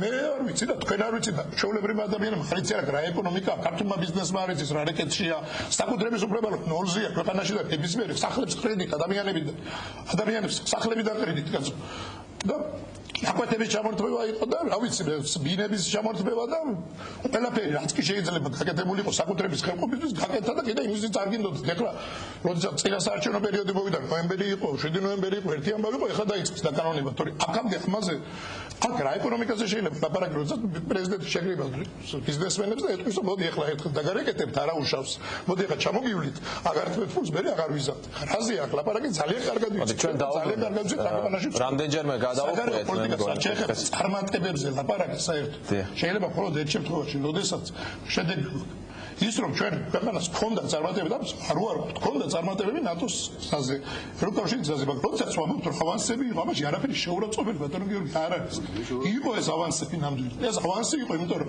ჩვენ ქონდა დეკლარირებული რომ ამას გავაკეთებთ ამას ვიზამ ამას ასე შევასრულებთ ვერ გავაკეთეთ პროსოდ არ გაკეთდა ნატოში გაწევრიანება გადაიწია დიდი ხნით. მე არ ვთვლი რომ ნატოში გაწევრიანება გადაიწია ეს დიდწილად არის დამოკიდებული იმაზე როგორ ჩატარდება არჩევნები. აი ახლა 5 იანვარს და აქ სწორედ აქ კიდე ძალიან სერიოზული პრეტენზია იმიტომ რაც ახლა ხდება ხელისუფლების მხრიდან რაც ახლა ხდება რა პოლიტიკური ტერორიც მიმდინარეობს იგივე ოპოზიციურ კანდიდატებზე და იგივე დღე არ გავა აი დღე არ გავა და ფიქრეს დამოწება მათთანაც ასეთ შემთხვევაში დღე არ გავა რომ არ მოვიდეს ასეთი ამბავი რომ იქ ვიღაცა გაიტაცეს ჩააგდეს ხრილში გარდაბნის შტაბის უფროსი კონკრეტულად ბანკანის ნომრები ვიცით გვარები ვიცით სახელები ვიცით იმ ხალხის დღე არ გავა რომ ესე იგი არ მოხდეს და თავდასხმა რომელიღაც ოფისზე დღე არ გავა რომ არ მიადგენ ვიღაც გამგეობიდან ადამიანს და არ უთხრა რომ იცით რა თქვენ რომ ეს ოფისი ამათ მიაქირავეთ ახლა მოდი მიაქირავეთ თორე შვილს დაგიჭი აი ესეთი ტერორისტი ყოველდღე ხდება ეს აი ესეთ სიტუაციაში რომ აღარაფერს ლაპარაკობ რომ კიდე კაი იმედის ჩართვა იმდენის ისეთი ზეწოლა იყო სოფლიო საზოგადოებიდან რომ იძულებული გახდა ხელისუფლება იმედი ჩაერთო და იგივე ზოგადად თანამედროვეებზე თუ ლაპარაკობ დაგრეხეთ თქვენ ტელევიზიაში გადის ზუმბას კლიპი რომელიც პრაქტიკულად არის ნაციონალური მოძრაობის კლიპი ხო რა არ ვთქვი ხაბას ყვარდაოთ რომ ნაციონალური მოძრაობის კლიპია სააგაშვილის საჩვენები და 5 ნომერია სულ წამში არაწერია ეს ფასიანი პოლიტიკური რეკლამა. არა, როგორ არაწერია? ზუმბას კლიპს არაწერია. არსად არაწერია ზუმბას კლიპს მე სამჯერ ვნახე დღეს.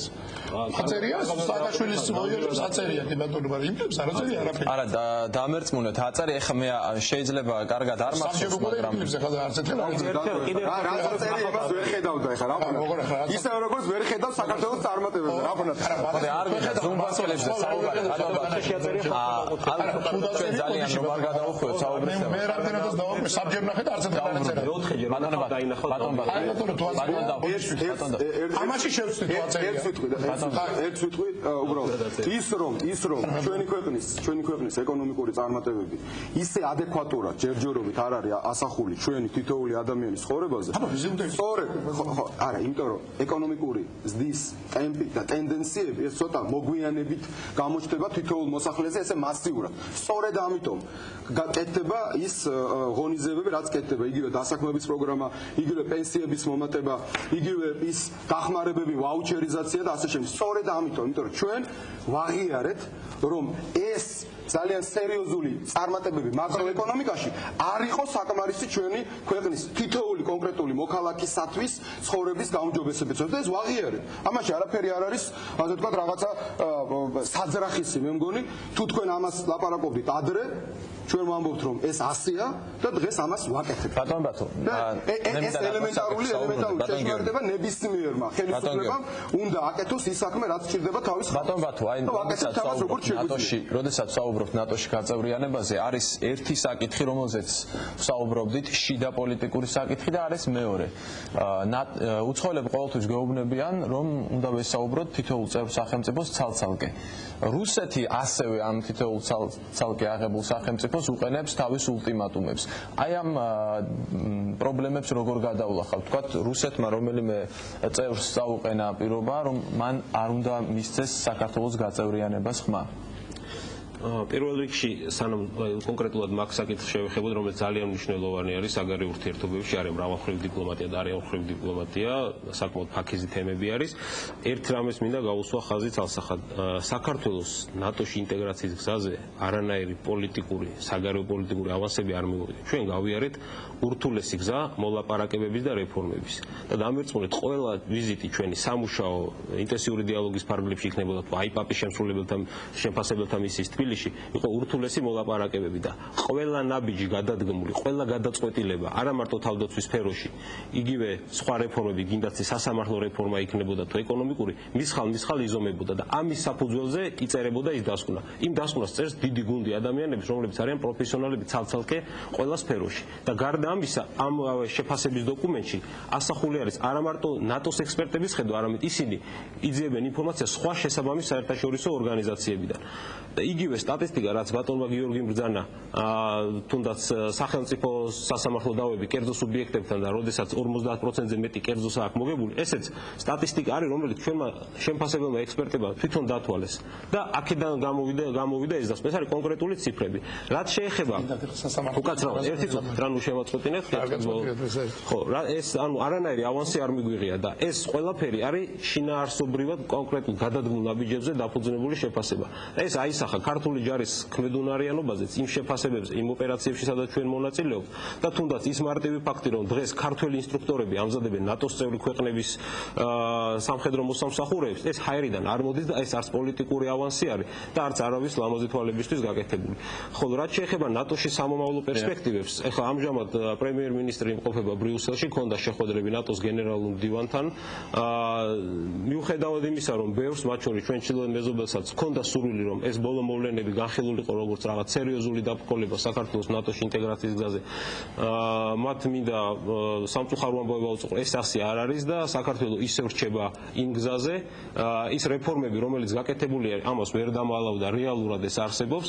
ბუნებრივია, ბევრი იქნება დამოკიდებული არჩევნების ჩატარებაზე, მის ხარისხზე და დამერწმუნეთ, თუ ვინმე არის დაინტერესებული, რომ ეს არჩევნები ჩატარდეს გამჭვირვალე და დემოკრატიული ნორმების შესაბამისად, ეს ვარ ჩვენ, რათა კიდევ ერთხელ დავამტკიცოთ, რომ ის რაც კეთდებოდა ამ ხნის განმავლობაში, გაგრძელდება. რაც შეეხება როდის ველოდებით, აი თუ იცის ხელისუფლებამ დაახლოებით მაინც როდის ეხლა რაც შეეხება ნატოში გაწევრიანების საფეხურებს, ყველა საფეხურს აქვს თავისი გარკვეული შესასრულებელი გეგმა, სამოქმედო გეგმა, ეს იქნება ინდივიდუალური პარტნიორობის სამოქმედო გეგმა, თუ ეს იქნება ინტენსიური დიალოგი და შემდეგი ნაბიჯი არის გაწევრიანების სამოქმედო გეგმა. სავარაუდო თარიღი ამისი არასდროს არ ყოფილა დასახელებული. ეს არც ნოემბრის მოვლენებამდე არ იყო ცნობილი და არც მაშინ იყო გადაწყვეტილი, რომ იქნებოდა ეს ბუხარესტში და არც ეხლა არ არის გადაწყვეტილი. მაგრამ ბუქარესტზე დიდი მოლოდინი იყო. ბუქარესტზე მოლოდინი იყო, ჩვენც ქონდა გარკვეული მოლოდინები და დღესაც აგვაქვს, ასევე ბევრ ჩვენ მხარდამჭერ ქვეყანას, ნატოს წევრ ქვეყანას აქვს ეს მოლოდინები და მათ ეხლა ხან ბოლო საგარეო საქმეთა მინისტერიალს ეს დააფიქსირეს კიდევაც, რომ მხარს უჭერენ ბუხარესტში საქართველოს გაწევრიანების სამოქმედო გეგმის მინიჭება საქართველოსთვის და არის გარკვეული ქვეყნები, რომლებსაც მანამდეც იგივე პოზიცია ჰქონდათ და ისინი დღემდე ამ პოზიციას ინარჩუნებენ, რომ ჯერ დავიცადოთ ბუხარესტამდე ბევრი დროა, ეხლა იანვრის ბოლოს, თებერვლის დასაწყისში ახალი შემფასებელთა მისია უნდა ჩამოვიდეს რეგულარული, დაველოდოთ ამ ეგრეთ წოდებულ ესესმენტს და შემდეგ გამოვიტანოთ დასკვნები. თუმცა ეს არის პროცესი ჩვეულებრივი, ანუ ეს ნოემბრის მოვლენები ამას ვერც ხელ შეუშლის, ვერც ხელ შეუწყობს. ეს არის ის, რაც ნატოს ეგრეთ წოდებულ ნატოს კალენდრით არის გაწერილი და რომელიც მიდის თავისი გეგმის მიხედვით. ბუნებრივია, ჩვენ გარდა მრავალმხრივი დიპლომატიისა, რომელიც ნატოს პარალელებში მიმდინარეობს და 26+1 ფორმატში გვაქვს ძალიან ხშირი შეხვედრები, არის ასევე ორმხრივი დიპლომატია, კერძოდ იმ დედაქალაქებში, განსაკუთრებით, რომლებსაც განსხვავებული მოსაზრებები აქვთ ვიდრე იმ ქვეყნებს, რომლებიც აქტიურად უჭერენ მხარს საქართველოს შემდგომ ეტაპზე გადასვლას. ეს კონსულტაციები მიდის, იქაც შეინიშნება პოზიციის ცვლილებები, ბევრი ფაქტორის გამო, ეხლა ეს მოლაპარაკების ნიუანსები არის და ალბათ ეხლა არ არის საჭირო ამაზე ლაპარაკი, თუმცა როცა შედეგი იქნება მიღწეული, სიამოვნებით ამ დეტალებზეც მერე შეგვიძლია ვისაუბროთ. აუცილებლად უნდა ითქვას ერთი მნიშვნელოვანი მომენტი, რატომღაც ძალიან იწყინეთ, როდესაც ავანსზეა ლაპარაკი. ავანსი ჩვენს ქვეყანას მიეცა და ეს შანსი უნდა გამოგვეყენებინა ყველას და მე არ მგონია, რომ ხელისუფლების ან ოპოზიციის საკუთრება ყოფილიყო. ეს იქნებოდა მთლიანად ქართული საზოგადოების საკუთრება. იყო ქვეყნები, რომლებიც ნატოსკენ სავალ გზაზე ჩვენ აქტიურად გვიჭერდნენ მხარს და ლობირებდნენ ჩვენ სწრაფ გაწევრიანებას. განსაკუთრებით ამერიკის შეერთებული შტატები. პოზიცია იყო ასეთი, რომ მიუხედავად იმისა, რომ არის შეფერხებები სერიოზული დემოკრატიული ინსტიტუტების მშენებლობის გზაზე, მაინც ჯობია, რომ ეს პროცესი სწრაფად წავიდეს, რადგანაც განხორციელდეს რეალურად აი იმ საფეხურების სწრაფი გავლა და საქართველოზე ზემოქმედების და დემოკრატიული, ასე ვთქვათ, კონტროლის უფრო მეტი მექანიზმი იქნება, როდესაც ნატოს წევრი იქნება უკვე საქართველო ან წინა ეტაპზე იქნება გადასული. იყვნენ ქვეყნები, ევროპის ქვეყნები, რომლებიც ამბობდნენ, რომ არა, ჯობია, რომ დემოკრატიული რეფორმა თანმიმდევრულად და ნაბიჯ-ნაბიჯ განხორციელდეს და მერე დაიმსახუროს საქართველომ, რომ გახდეს ამ ძალიან ავტორიტეტული თანამეგობრობის წევრი.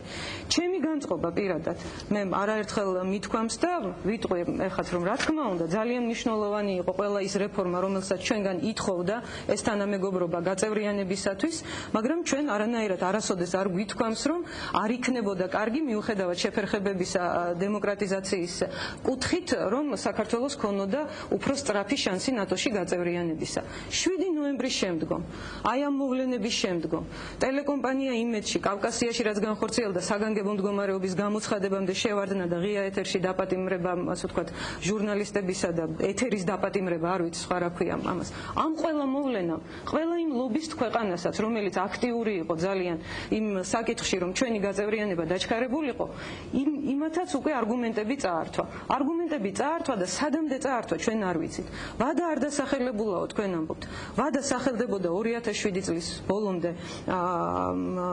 გაწევრიანების პროგრამისთვის მე გადაიწია ბუხარესტის ძალიან დიდი ბოდიში ახლა ტყუილი პრეზიდენტი განაცხადა რომ 2008 წელი ყოველთვის იყო გამოცხადებული ნატოში როგორ არ დასახელებულა აი აქ ექსპერტები ბრძანდებიან და არის ნატოს დოკუმენტებზე მე ავლაპარაკობ საქართველოს ხელისუფლების წარმომადგენელთა მიერ ნათქვამ განცხადებებზე და სხვა დასახელებული ვადები რომელსაც ასახელებს ნატო და არც ერთი ვადა არ დასახელებული ჩვენთვისაც მისაღები იყო მე ამის თქმა მინდა და მე არ ამგონია რომ ვინმე ჭკუათ მყოფელს უხაროდეს ის რომ საქართველოს ეს შანსი თუ შეუფერხდა დღეს და ძალიან სერიოზულად კიდევ ერთი საკითხია რა თქმა უნდა უკაცრავად დავასრულებთ ამ თემას თუ შეიძლება აი კონკრეტულ შედეგებს მოკლედ და მე არ მინდა ისე დავასრულოთ ეს ნაწილი არ ვისაუბროთ კონფლიქტებზე აუცილებლად უნდა შევეცდოთ მოკლედ დავასრულებ ევროატლანტიკური ინტეგრაცია არ არის მარტო ნატო არის იგივე ევროკავშირთან საქართველოს ურთიერთობა ეხლა ევროპარლამენტის რეზოლუციის ციტირებას ახდენდით თქვენ ეთერში მინდა ერთი რაღაცა გითხრათ ეს რეზოლუცია საკმაოდ კომპლექსური არის რა თქმა უნდა არის კრიტიკის შემცველი ელემენტებიც თუმცა ჩემთვის ცოტა გასაკვირი არის აი ეს რაღაცა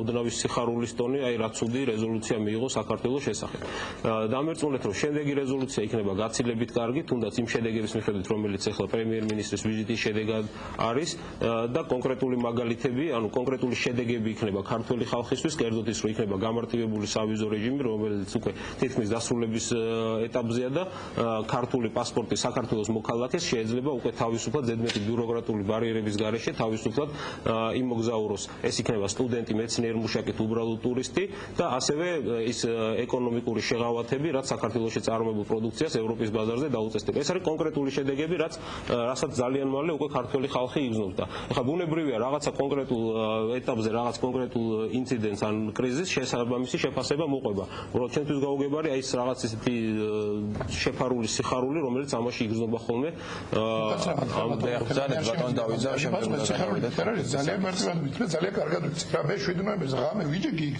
პარტიის ოფისში ჩემ მეგობრებთან დინა ხიდაშელთან ლეონბერძელი და სხვებთან და ველოდებოდი რომ შემომივარდებიან ეხლა ჩამარტყმენ თავში კონტაქტს და საწამიღებენ არ ვიცი იმიტომ რაც მოხდა იმედში თქვენ ძალიან კარგად იცით რაც მოხდა ეს უცილდებოდა ყოველგვარ ზღვას მე პირადად ამას არ მოველოდი საერთოდ რომ აი აქამდე შეიძლება მისულიყო ყოველგვარი კანონის მიფურთხება და ფეხბურთში გადავლაც უკაცრავად ეს რომ არ ყოფილიყო მე 3 დღე სერიალი მიდიოდა თქვენს ეთერშიც პირველი არხის ეთერში ციკა აგენტებად გამოგვაცხადეთ ბატონოს ყველა რუსეთის ამ იდიოტებად ვიღაცები იდიოტები არიან და ვერ გაიგეს იქ რა ხდება გამოგვაცხადეთ ყველა აგენტებად რაღაც ქვეყნის დამაქცევრებად მიდიოდა აბსოლუტურად ამაზრზენი პირდაპირ ვიტყვი ამაზრზენი სერიალები ფილმები სადაც აბსოლუტურად იყო ერთი მსახიობის თეატრი გამოდიოდა გენერალური პროკურორის მოადგილე და ყოველგვარი დასაბუთების გარეშე აი უბრალოდ რაღაცა დუდუნ აი ესეთი მუსიკის ფონზე იქ იყო რაღაცა რომ აი ოპოზიცია აი რა თქვა აი ეს რაღაცა არაფერი ასეთი საბუთი ეს რო არ ყოფილიყო ევროკავშირი რო არ ყოფილიყო ამერიკის საელჩო რო არ ყოფილიყო უცხოური ორგანიზაციები აქ არ ვიჯდებოდი თქვენ ძალიან კარგად იცით ძალიან კარგად ესეც სხვადასხვა არ ვიჯდებოდი თან და კაცმა არის დღეს რა დღეში იქნებოდა ქვეყანა ისე იყო ისე ზღვარზე ვიყავით მისული 7 ნოემბრის ღამე ძალიან სერიოზულად ვთქვი ამას და ძალიან კარგად იცით რომ ასე იყო და ეს სწორედ ის რომ არავითარი რუსეთის კვალი კარიყო აი ამ ქმედებებში ნოემბრის ქმედებებში თუმცა რუსეთის დაბომბვაში ალბათ რა როგორც კითელობაზე არ არის აკლაპარაკია 7 ნოემბერს და ეს უფრო გაცილებით მნიშვნელოვანი ამბავი იყო ქვეყნისთვის კარგად იცით ეს ამბავი იყო რომ მე ბალასაწყენია სრულდება პარაკები რა თითქოს ეხლა ჩვენ აქ მე და მიგრე ჭირვაზე აქვს ივა და გვიხარია რომ საქართველოს უირაკაია იქ ნატოში ვერ შედის უირაკაია ევროკავშირი ცუცამ პირიქით ეს ჩვენ თუ ვინმეს უნდა ნატოში შესვლა, ევროკავშირში შესვლა, იმიტომ რომ ძალიან კარგად ვიცით რომ დემოკრატიის სტანდარტები ამის მერე უფრო გავრცელდება საქართველოში. ეს პირველი ოპოზიციაა დაინტერესებული და ჩვენ ვართ დაინტერესებული. როდესაც ამბობთ რომ მარტო ფიციფცას ბოლო მაკვირვებსო რომ ჩვენ ვართ დაინტერესებული არჩევნების ჩატარებით რა. ვინმე გიშლით რომ კარგად ჩაატაროთ, ვინმე გიშლით იმას რომ არ იყოს ამ ხალხის დევნა ამ შტაბებიდან გამოყრა მუდმივი თავდასხმები, ეს ტერორი. შეწყვეტეთ ბატონო ჩემოდა, კი ბატონო ჩვენ იდამე ეხლა ვეგეუბნები. არა, ეს ფაქტები ჩვენ გადაცემული საერთაშორისო ორგანიზაციებს მათაც ყველამ კარგად იცით. ყველა შესაბამის ორგანოებისაც გამოცემ, მაგრამ არ წაობები შემიძლია წამოგიღოთ სახელებით, გვარებით, მანქანის ნომრებით, ფაზი და იქ რეგისტრირდება ყველა მსგავსი ფაქტი. დარეგისტრირებული ზოგადად ყველაფერიც, მაგრამ ძალიან მარტივად შეგიძლიათ ამის შეწყვეტა. დარეგისტრირებული იყო თუნდაც CSGO-ს ხელხაზე. ჩვენ რა შეიძლება ეხლა ვეგიცხადებთ, ეხლა ამაზე რო არის მე სპეკულაციები, ეხლა ვეგიცხადებთ ამას. ჩვენ რაც არ უნდა მოხდეს, თუ ეხლა ნომართლს უარს არ გადასტავთ, არ დავხოცეს ეგრეს ყველა. ჩვენ არ ვაპირებთ წინასაარჩევნო რეჟიმიდან გამოსვლას. ჩვენ ნებისმიერ შემთხვევაში ჩვენი კანდიდატი ლევან გაჯაჩილაძე და გაერთიანებული ოპოზიცია ნებისმიერ შემთხვევაში ყველაფერს გააკეთებს იმისთვის არჩევნები ჩატარდეს წესია. მიიღოს მონაწილეობა არჩევნებში და გაიმარჯვოს ამ არჩევნებში. კი ბატონო, არჩევნებზე კიდევ ბევრჯერ ვისაუბრეთ. არ იყოს სპეკულაციები. კიდევ ბევრჯერ ვისაუბრეთ არჩევნებზე. კაბატონ ფიქრია. ბატონო ბათუ, ჩვენ ყოველდღიურად ხვდებით საერთაშორისო ორგანიზაციების წარმომადგენლებს და სენაკში რაც ჩვენი რაიონული თავმჯდომარის თავს მოხდა მობინდებულზე ხალხის თვალწინ, როდესაც სამარშრუტო ტაქსი დახვდა და აიღო ჩვენგან გატანებული დოკუმენტაცია და მანქანა დაურბიეს სპეც ფორმებში ჩაცმულმა ადამიანებმა, იარაღიანმა ადამიანებმა, დოკუმენტაცია წაართვეს, ცემეს მას და მის თანხმლებ პირებს. ეს ყველაფერი არის გაცხადებული უკვე რამდენი ხანი.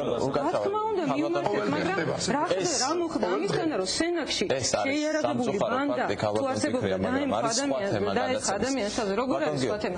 ეს პირდაპირ უკავშირდება ბატონო, ხო, უკავშირდება არჩევნების სამართლიანად ჩატარების საკითხს და ის აღნიშნეს აქ და ვეთანხმები მე იმას, რომ ერთ-ერთი ტესტი სასამართლოსთან ერთად, ადამიანის უფლებათა დაცვასთან ერთად, საკუთრების უფლების დაცვასთან ერთად. არჩევნები არის ყველაზე სერიოზული ტესტი, მაგრამ სამწუხაროდ უნდა ითქვას, რომ ეს ტესტით უკვე წინასწარი მონაცემები ისეთია, რომ ძალიან მძიმედ იქნება როგორც ჩანს ჩაბარებული საქართველოს ხელისუფლების. ნახოთ, არჩევნები წინაა და ალბათ შედეგი გვაჩვენებს ყველაფერს. მოდი, ერთ საკითხს მინდა სანამ დავასრულებთ გადაცემის ამ ნაწილს, ეს არის კონფლიქტების საკითხი, რომელიც გადაჯაჭვულია ნატოსთანაც, რუსეთთანაც, მთლიანად საგარეო პოლიტიკასთან. ბატონ გიორგი, აი ხშირად უკვე გამალებული საუბარია კოსოვოს პრეცედენტზე. რუსეთმა მართლა რომ აღიაროს ერთშვენიერი დღეს, ალბათ ეს არ იქნება ჩვენთვის შვენიერი დღე, აღიაროს აფხაზეთის ან ცხინვალის დამოუკიდებლობა. ჩვენ რა გეგმა გვაქვს? მთლიანად ქვეყანას, საქართველოს ხელისუფლებას რა გეგმა აქვს ამის წინააღმდეგ? მოახსენებთ აუცილებლად უბრალოდ თუნებას მომცემთ პატარა კომენტარს გავაკეთებ, რაც ითქვა. მე ვეთანხმები ჩვენს ოპონენტებსთან, ჩვენ ამაში საერთო ერთიანი პოზიცია გვაქვს, რომ არჩევნები უნდა ჩატარდეს დემოკრატიულად და ეს იქნება მართლა ჩვენი ყველას გამოცდა, ქართული საზოგადოების სახელმწიფოს გამოცდა, ეს რა თქმა უნდა ძალიან სერიოზულად აისახება ჩვენს პერსპექტივებზე ნატოში გაწევრიანების და ასევე ევროკავშირთან ურთიერთობის. მაგრამ ვერანაირად ვერ დავეთანხმები იმ შეფასებებში, რაც ეხლა კეთდება, იმიტომ რომ აშკარა ის პროვოკატორები, რომლებიც თქვათ მაგალითად თუ თქვენს თავმჯდომარეს ვიღაცა დაესხა, ეს არის აბსოლუტური პროვოკატორი და დამნაშავე და პირველ ყოვლისა მტრობს ამ ხელისუფლებას, იმიტომ რომ ძალიან კარგად გესმით თქვენს ეხლა არჩევნები ყველას გაგვივლია, ყველაზე კარგი საჩუქარი ასე ვთქვათ, რაც შეიძლება ხელისუფლებამ ოპოზიციას გაუკეთოს, ეს არის ის, რომ ოპოზიცია ჩააყენოს, ასე ვთქვათ, წამებულის როლში.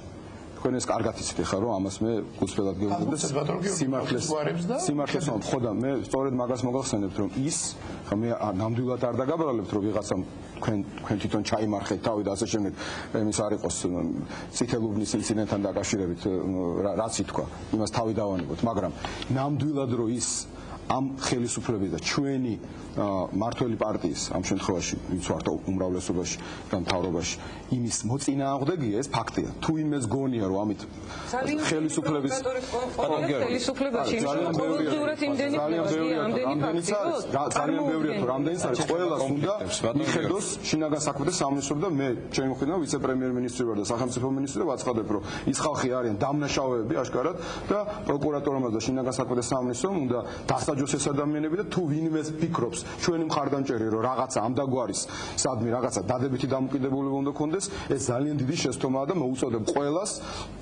ყველას ყველაფერი გააკეთოს პირველ ყოვლისა ჩვენს მხარდამჭერებს, რომ ამგვარ რაღაცას წინ აღუდგნენ, იმიტომ რომ ეს არის საუკეთესო საჩუქარი ოპოზიციისთვის. ან მე მიმართავ ჩვენს მხარდამჭერებს. და ერთი თემა მინდა თქვა, ასე არ შემიძლია უბრალოდ გამახსენდა ეხლა თქვა, რომ ისტერიაო რუსეთის აგენტებთან დაკავშირებით ბატონმა დავითმა ახსენა. ეს ხო და თქვენს ახსენეთ. როგორ შეიძლება ამას ისტერია უწოდოთ და თქვენ თქვით რომ ნოტით ეს საკითხი გადაგვეწყვიტაო. ჩვენი ქვეყნის ტერიტორიაზე როცა ჯაშუში მოქმედებს, იმას რა უნდა ის უნდა დაიჭირო, იმას ნოტით ვერაფერს ვერ უზამ. ხალხო ფიქრია, იმას ნოტით ვერაფერს ის უნდა დაიჭირო, რაც ჩვენ გავაკეთეთ და შემდეგ რამდენიმე დღეში გადავეცით ეუთოს გენერალურ მდივანს. აი ეს არის ცივილიზებული ქვეყნის მოქმედება. უბრალოდ პრობლემა ის არის, რომ ჩვენი ჩtildeოები მეგობარი ასეთ სერიოზულ, დაღვინებულ და მკაცრ და თამამ ნაბის არ მოელოდა. თორე რაც შეეხება ის ემბარგო რო ახსენეთ, ბათუმას თქვა რომ ის ემბარგო დიდი ხნის ადრე იყო დაწყებული, მისი პირველი ელემენტები შემოღებული იყო და ამიტომ ეს ძალიან მნიშვნელოვანია და ძალიან სამწუხარო რომ თქვენ ესეთ შეფასებას აკეთებთ რუსეთის ამ ქმედებს. ეხლა მეორე, ჩვენ ცხოვრობთ, მართლა მე ეს ადრე ვთქვი, რამოდენიმეჯერ და დღეს ჩვენ ცხოვრობთ გამოუცხადებელი ომის პირობებში. აი უკვე გადავდივართ აი ამ თემაზე აფხაზეთთან დაკავშირებით და ცხინვალთან დაკავშირებით. ეს არის გამოუცხადებელი ომი საქართველოს წინააღმდეგ და აი როცა გნებავთ იმ რეფორმებზე ვლაპარაკობთ. ეს უბრალოდ რეფორმების და რეფორმირების პროცესში მყოფი სახელმწიფო კი არ არის. ჩვენ ერთდროულად რეფორმებსაც ვაკეთებთ.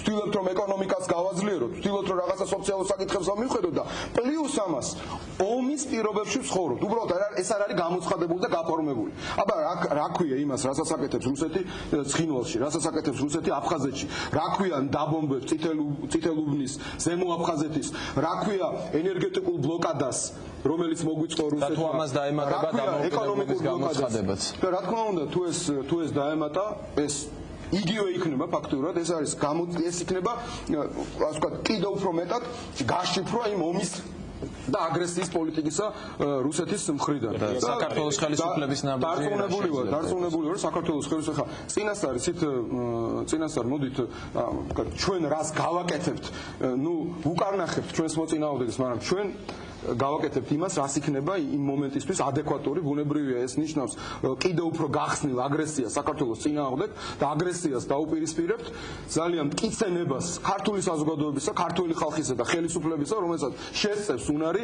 ამ აგრესიას დაუპირისპირდეს საკადრისა. ქალბატონი ფიქრია და დავით გამყრელიძის განცხადება მოусმინეთ ცხინვალის რეგიონში, როდესაც იყო ჩასული დიმიტრი სანაკოევის ადმინისტრაციის შესახებ. განცხადება იყო კრიტიკული, შეგვიძლია ასე ვთქვათ. ამ ადმინისტრაციამ თქვენი აზრით და თქვენი პარტიის აზრით ვერ გაამართლა?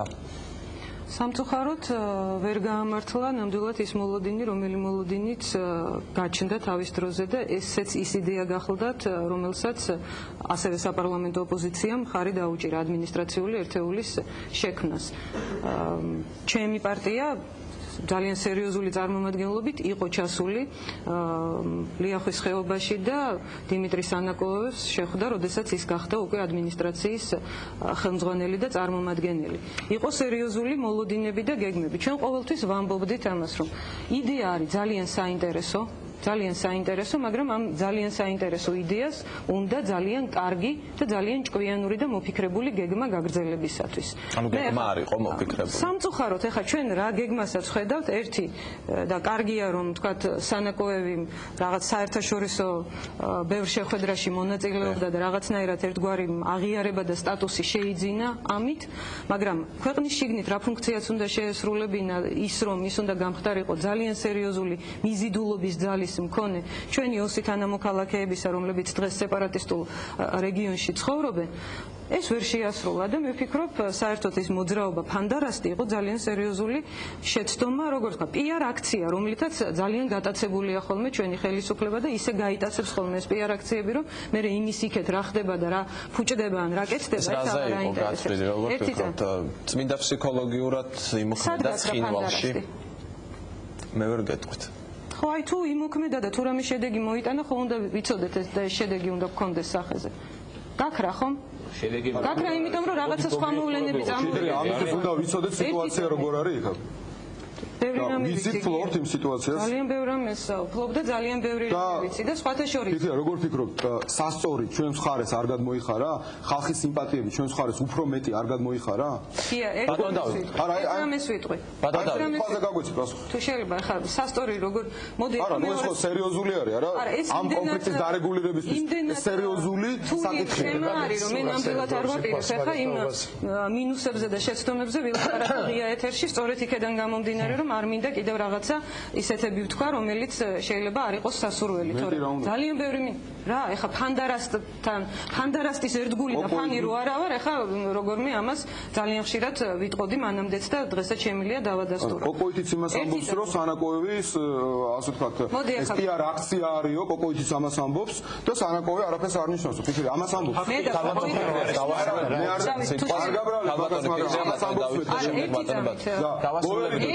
იგივე ენით ლაპარაკი რასაც ლაპარაკობს ყველაზე ცოტა ვილაპარაკი ამ გადაცემაში და ძალიან არ გაგაწყვეტინებთ მომცეთ სიტყვა აუცილებლად აქ როდესაც მიდის ლაპარაკი იმაზე რომ რაღაცა ხდება ქვეყანაში და ნებსით უნებლიეთ შეიძლება მტრის წისქვილზე დაესხას წყალი მოდი ნუ დავაკონკრეტებთ ნუ დავარქმევთ სახელს ეს მტერი ვინ შეიძლება იყოს ქვეყნის შიგნით თუ ქვეყნის გარეთ როდესაც ლაპარაკია იმაზე რომ თანხმდებით რომ სასამართლო რეფორმაზე ძალიან უხერხული არის წარმატებულობაზე ლაპარაკი სასამართლო რეფორმისა მაშინ როდესაც ხელისუფლების ელემენტარული ნება იყო საჭირო იმისათვის რომ პრეცედენტები შექმნილიყო თუნდაც გახმაურებულ ან ნაკლებად გახმაურებულ საქმეებთან დაკავშირებით რომ სასამართლოს მიიღოს სამართლიანი გადაწყვეტილებები ჩვენს ქვეყანაში იყო სამართლიანი გადაწყვეტილებების დეფიციტი მერწმუნეთ 2-3 ისეთი გადაწყვეტილება რომ მიიღო საქართველოს სასამართლოს რომელიც საზოგადოებას გაუჩენდა რწმენას იმისას რომ კარგი შეიძლება დღეს ყველაფერი სამართლიანად არ არის მაგრამ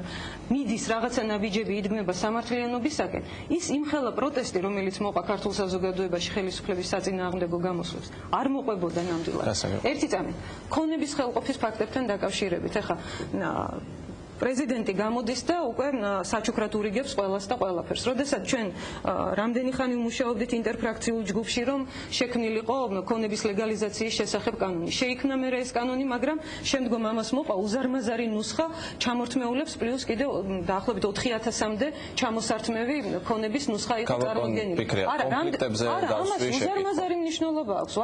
ვის წისქვილზე ესხმებოდა წყალი და ვინ ასხამდა ამ წყალს წისქვილზე, როდესაც ქონების ხელყოფის ფაქტებით ხდებოდა ყოველდღიურად.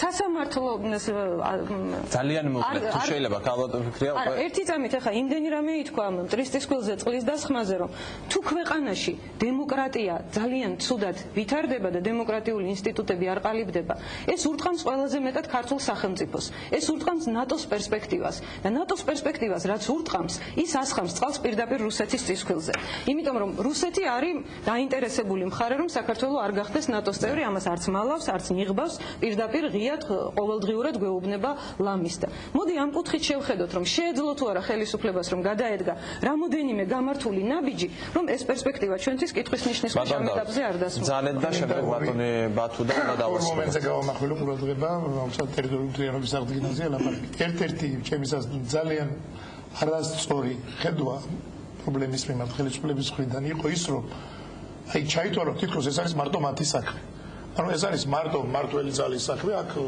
აი ჩვენია მოკლედ ჩვენ უნდა გავანთავისუფლოთ მარტო თითქოს ბუნებრივია ხელისუფლებას მიიღოს პოლიტიკა და მისი როლი ამ დროს ყოველთვის განსაზღვრული მაგრამ ესეთი საკითხია ტერიტორიული მთლიანობის საკითხი რომელიც ყველა ადამიანისთვის ყველა ოპოზიციური ძალისთვის არის ძალიან მტკივნეული და ყველას გვინდა ეს რომ მოხდეს ხო რაც მალე მოხდება და რაც რაღაც წარმატება იქნება გრაზია ლაპარაკი როგორ შეიძლება აქ ჩვენ კონდეს რაღაც ეს პირიქით ეს უნდა ყოფილიყო აი ეს საკითხი უნდა ყოფილიყო გამაერთიანებელი საზოგადოების და არა ვერ გახდა ეს საკითხი გამაერთიანებელი ბატონო კლიანად მიწერა პირდაპირ ვიტყვი ეს პროპაგანდისტულად მიწერა კლიანად ნაციონალურ მოძრაობაზე საერთო პრობლემატიკის და ამ პრობლემატიკის გადაწყვეტის ეს ერთი მომენტი თუ გნებავთ ამას შეგვიძლია ძალიან დეტალურად ვისაუბროთ ეს რატო ჩემისათვის ძალიან არასწორი დრო არ აქვს დეტალური საუბარი მეორე მომენტი რაც იყო არასწორი კიდე ის მუდმივად ჩნდებოდა ასეთი ბოლოდინი ხელისუფლების მხრიდან და პირადად მიხეილ სააკაშვილი აი ახლა ბოლო გამოსულაც იყო ერთ-ერთი მისი თუ არ ჩნდება ეს წალენჯი ხაში თუ სამეგრელოში გამოსვლისას თქვა რა კი ახლა გავიმარჯვებთ არჩევნებში და რამდენიმე კვირის საკითხია და მოაგვარებს ხილვას რამდენიმე თვის არ არის მწუხაროდ ასე ეს რამდენიმე კვირის საკითხი და მუდმივ აჩნდებოდა ასეთი მოლოდინის გაღვივება რომ აი ახლა გადავწყვიტავთ აი ახლა ცოტა დაგჭირ ძალიან ცოტა დაგჭირ გავიდა 4 წელი იცით ისეთი შტაბ-ბიძინება რჩებოდა და ეს არ იყო მარტო შტაბ-ბიძინება შემიძლია ნამდვილად აქ არის რაღაც ასეთი კაფეოდ კონცეპტუალურად ჩამოყალიბებული გეგმა მე ცხადია იმას არ ვამბობ რომ არ უნდა როგორ არ უნდა ხელისუფლებასაც უნდა ტერიტორიული მთლიანობა აღიდგინოს და ყველა ქართველს უნდა ეს და არ არის ესეთი ადამიანი მაგრამ თქვენი აზრით არის მოუმზადებელი და არ არის გეგმა პირველ რიგში იგივე რაც შეეხება კერძო სამხედრო მშვიდობიანი დაბრუნებას მშვიდობიანი გზის პრიორიტეტზე და აუგვარს ვამბობ ომზე და რაც სამხედრო მოქმედებებზე თუმცა სამხედრო ფაქტორი რა თქმა უნდა მნიშვნელოვანია და ჯარი უნდა გხდეს და შეეძლოს ქვეყნის ინტერესების დაცვა ნებისმიერ სიტუაციაში. მშვიდობიანი გზის პრიორიტეტი თუ აქვს მშვიდობიანი გზა, მაშინ ცით რა, როდესაც შენ მოქალაქეს გააგდებს სახლიდან ის რას იფიქრებს, იქ ცხინვალში ცხოვრობს და სოხუმში ცხოვრობს ადამიანი, ეხლა იმის თვალით შეხედა ერთი როგორი ქვეყანა შინაკ. შესაბუთარ მოქალაქეს ასევე ექცევს უსამართლოდ უკანა. ამიტომ ის რაც კეთდება თბილისში სოხუმისთვის და ცხინვალის ხრივაც ძალიან დიდი მნიშვნელობა აქვს აი სწორედ ამას. ბატონო, თუ შეიძლება და უნდა დავასრულო. ძალიან მოკლედ, თუ შეიძლება ბატონო. ესეთზე იყო ლაპარაკი და უკაც ბატონო გიამბეს არ ვიცი ხუშტური ჩვენი არ არის ბატონო ოპოზიციის. ეს ჩვენ ერთხელ და კიდევ გადამოერება გარავინ არ ლაპარაკობს კარის გაჯაფუნებაზე პროცესია დასაწყები, იმიტომ თქვენს კარგად იცით თუ გვინდა რომ რუსეთის სამშვიდობო ძალების დესტრუქციული როლი რომელიც თვალსაჩინოა და ყველა ვიცით თუ დესტრუქციული აქვს რა ეს რუსეთის სამშვიდობო ძალები აფხაზეთში განან ესეთის ეგივით და სანამ ჩვენ ვართ ესეთში იმან მათი ვერ ჩანაცვლებელი მოხერხდება და ვერც ვერაფერი ეს თქვენ იცით ძალიან კარგად და ამიტომაც თუ გვინდა რომ ამ პროცესში როგორც კი გამოვოთ ეს პრობლემა მოგვარდება მე ვლაპარაკობ პროცესს არა ისე ვამბობ და თქვენ როგორ ფიქრობთ პრობლემა რა თქმა უნდა პრობლემა მოგვარდება მაგრამ რუსეთის სამშვიდობო ძალები რო გასაყვანია იქიდან რა თქმა უნდა ეს ხომაზე ხომ და არა და დავასრულოთ გადაცემა ბატონო ესეთის ეგეთი როგორც არის აუცილებელი სულ არის აუცილებელი მოგაცემა ბატონო იმის დაცვას რომ ესეთში დავრჩეთ და ასე შემდეგ ეს ცხადი ამას არავინ არ აკეთებს მაგრამ ესეთის ეგიდი არის თუ არა ესეთის წევრები იქნები თუ არა ის მაინც გასაყვანია ყველა შემთხვევაში მოგაცრავად ბატონო ლაპარაკობთ მაშინ დინამიკაში უნდა განვიხილოთ ყველაფერი რაც მოხდა და რაც თანმიმდევრულად ხდება კიდაც ეს რუსეთის შეიარაღებული ძალების ბაზების გაყვანა თუნდაც იგივე საქართველოს ევროატლანტიკური ინტეგრაცია საგარეო პოლიტიკა მთლიანად გლობალურ დღეს რო განვიხილოთ რამოდენიმე მნიშვნელოვანი საკითხია დღის წესრიგში ეკონომიკური იქნება თუ უსაფრთხოების საკითხებში ევროპაში ჩვეულებრივი შეიარაღებული ძალების შესახებ ხელშეკრულება ერთ-ერთი მთავარი პრობლემატური დასავლეთსა და რუსეთს შორის არის საქართველოს საკითხი გუდაუთის ბაზა მსოფლიო სავაჭრო ორგანიზაციის საკითხი ავიღოთ ისევ დასავლეთსა და რუსეთს შორის ერთ-ერთი მთავარი პრობლემატური საკითხი არის საქართველოს მიმართ ვალდებულების შესრულება ნატოს გაფართოება ერთ-ერთი მთავარი პრობლემატური საკითხი დასავლეთსა და რუსეთს შორის არის ისევ საქართველოს ეს არის მანიშნებელი იმის რომ საქართველოს დღეს გააკეთა უკვე თავისი არჩევანი რომ მოწყდეს იმ პოსტსაბჭოთა რუსულ ორბიტას და გადავიდეს დასავლური ფასეულობების სახელმწიფოთა თანამეგობრობაში დიდ ოჯახში აქედან გამომდინარე ბუნებრივია ზეწოლები ბერკეტები იქნება ამუშავებული მაქსიმალურად. სწორედ ამიტომ გვინდა ჩვენ და ეს არის განპირობებელი. იმიტომ კი არ ვაკეთებთ ამ რეფორმებს, რომ ასიამოვნოთ ნატოს ან ვინმე ევროპას. ამას ვაკეთებთ ჩვენთვის, ჩვენი უსაფრთხოების ამაღლებისთვის და ამისი მიღწევის ერთ-ერთი რეალური და ერთადერთი დღესდღეობით საშუალება არის საქართველოს ნატოში გაწევრიანება. ბუნებრივია, არავის არ უხარია, როდესაც მილიარდ ნახევარი იხარჯება თავდაცვაზე და უფრო კარგი იქნებოდა ეს სოციალურ საჭიროებებზე რომ დაგვეხარჯა. და ბუნებრივია, როდესაც ნატოში გავწევრიანდებით, დიდი ნაწილი ამ თანხის უკვე გამონთავისუფლებული იქნება და უფრო თამამად დავხარჯავთ სოციალური საჭიროებისთვის. სწორედ ამიტომ გვინდა ეს უსაფრთხოების ხოლგა. და როდესაც ლაპარაკია კოსოვოზე და იმის პრეცედენტს, ეს არის უძლიერესი ბერკეტი, რომლის გათამაშებასაც დღეს რუსეთი ცდილობს საქართველოს მიმართ. და ეს არ არის მარტო საქართველოს მიმართ. ამით ის ცდილობს, რომ თავისი გეოპოლიტიკური ამბიციები დაიკმაყოფილოს სხვა რეგიონებშიც. და ამ დროს, როდესაც ჩვენ ლაპარაკობთ იგივე ალტერნატიულ და საკმაოდ გონებამახვილურ პოლიტიკაზე, რომელიც გვაქვს ოსეთში და რეალურად 50% ტერიტორიისას ვაკონტროლებთ და იგივე 50%-ზე მეტი მოსახლეობის უჭერს საქართველოსთან ინტეგრაციას მხარს. ეხლა ამაზე თვალების დახუჭვა უკაცრავად არ იყო ისე და ჩვენი ყველაფერს ესე ის ავანსი იყო ის ისე და ჩვენი იყო არ არის ეგრე ძალიან ხო და რაც შეეხება დაასრულეთ ბატონო რაც შეეხება კოსოვოს პრეცედენტს აფხაზეთთან მიმართებაში აქ კიდევ ერთხელ მინდა ცალსახად განვაცხადო და ქართველი მოსახლეობის მოლოდინებიც ალბათ ესეთი არის თუ კი მოხდება საქართველოს ტერიტორიის ანექსია ინტერესია, რისი სურვილიც აქვს, ეს არის აფხაზეთის დამოუკიდებლობის აღიარება თავისი ყველა კომპონენტებით. ეს არის გაეროს ქარტიის 51 მუხლის ქვეშ ექცევა საერთაშორისო სამართალში, როდესაც ქვეყანას ეძლევა თავდაცვის უფლება და გამოიყენოს მის ხელთ არსებული ყველა რესურსი. და დამერწმუნეთ, რომ საქართველოს გააჩნია დღეისათვის და ამას სიამაყედ ვაცხადებ, ყველა რესურსი, რათა დაიცვას თავისი ინტერესები. ძალიან დიდი მადლობა, ძალიან დიდი მადლობა. ძალიან მოკლედ. ჩვენ ძალიან კარგად ვიცით, იგივე რუსეთთან ამ დაპირისპირების დროს ჩვენ ძალიან გვჭირდება დასავლეთის მხარდაჭერა. ძალიან გვჭირდება ხა რატო დამას ლაპარაკობთ, ჩვენ თუ ერთ წროში ვატოვონ ახლა რუსეთს, ძალიან რთული იქნება ჩვენი ინტერესების დაცვა ამ შემთხვევაში, მზბილად ვამბობ კიდე. და ის რომ დასავლეთის მხარდაჭერა იყოს გარანტირებული, ამისთვის საჭიროა სწორედ ეს იყოს ნორმალური დემოკრატიული სახელმწიფო, დავიცვათ ის სტანდარტები, რასაც ჩვენ გვაქვს საუბარი. ძალიან დიდი მადლობა გიორგი ბარამიძე, ბათუ ქუთელია და ჩიხლაძე. როგორ ჩავატარებთ რომ პასპორტ დატოვო ზუსტად ნახევარი წუთი მინდა თქვა. ბატონ დავით, თქვენ იცით რომ უმრავლესობამ და ოპოზიციამ სწორედ კონფლიქტების დარეგულირებასთან დაკავშირებით ერთობლივი პრაქტიკულად გადაწყვეტილებები მიიღო. ამიტომ თქვენ როცა ბრძანებთ რომ ხელისუფლებას თილობს ჯანსაღი ნაწილი ჩვენი საზოგადოებისა და მათ შორის ვთქვათ ოპოზიცია ჩვენი ოპონენტები ჩამოაშოროს, ეს არ არის სწორი, იმიტომ რომ სწორედ ბატონი სანაკოევი მოვიდა პარლამენტში და ყველანი ერთად მივესალმეთ აი ამ ფაქტს.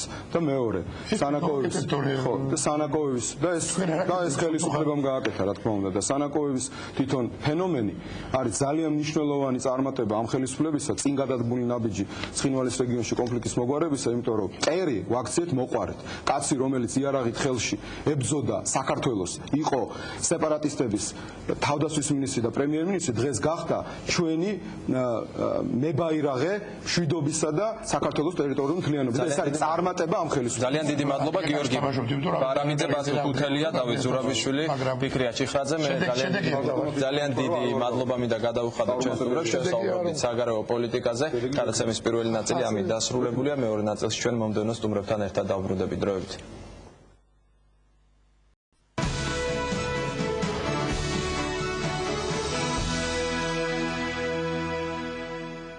არჩევანი კვლავ პირდაპირ ეთერშია, ჩვენ ვსაუბრობთ საქართველოს საგარეო პოლიტიკაზე. ჩვენი მომდევნო სტუმრები არიან შალვა ფიჩხაძე, ლევან ცუცკირიძე, დავით დარჩიაშვილი. საღამომშვიდობისა ბატონებო, მოგესალმებით ყველას.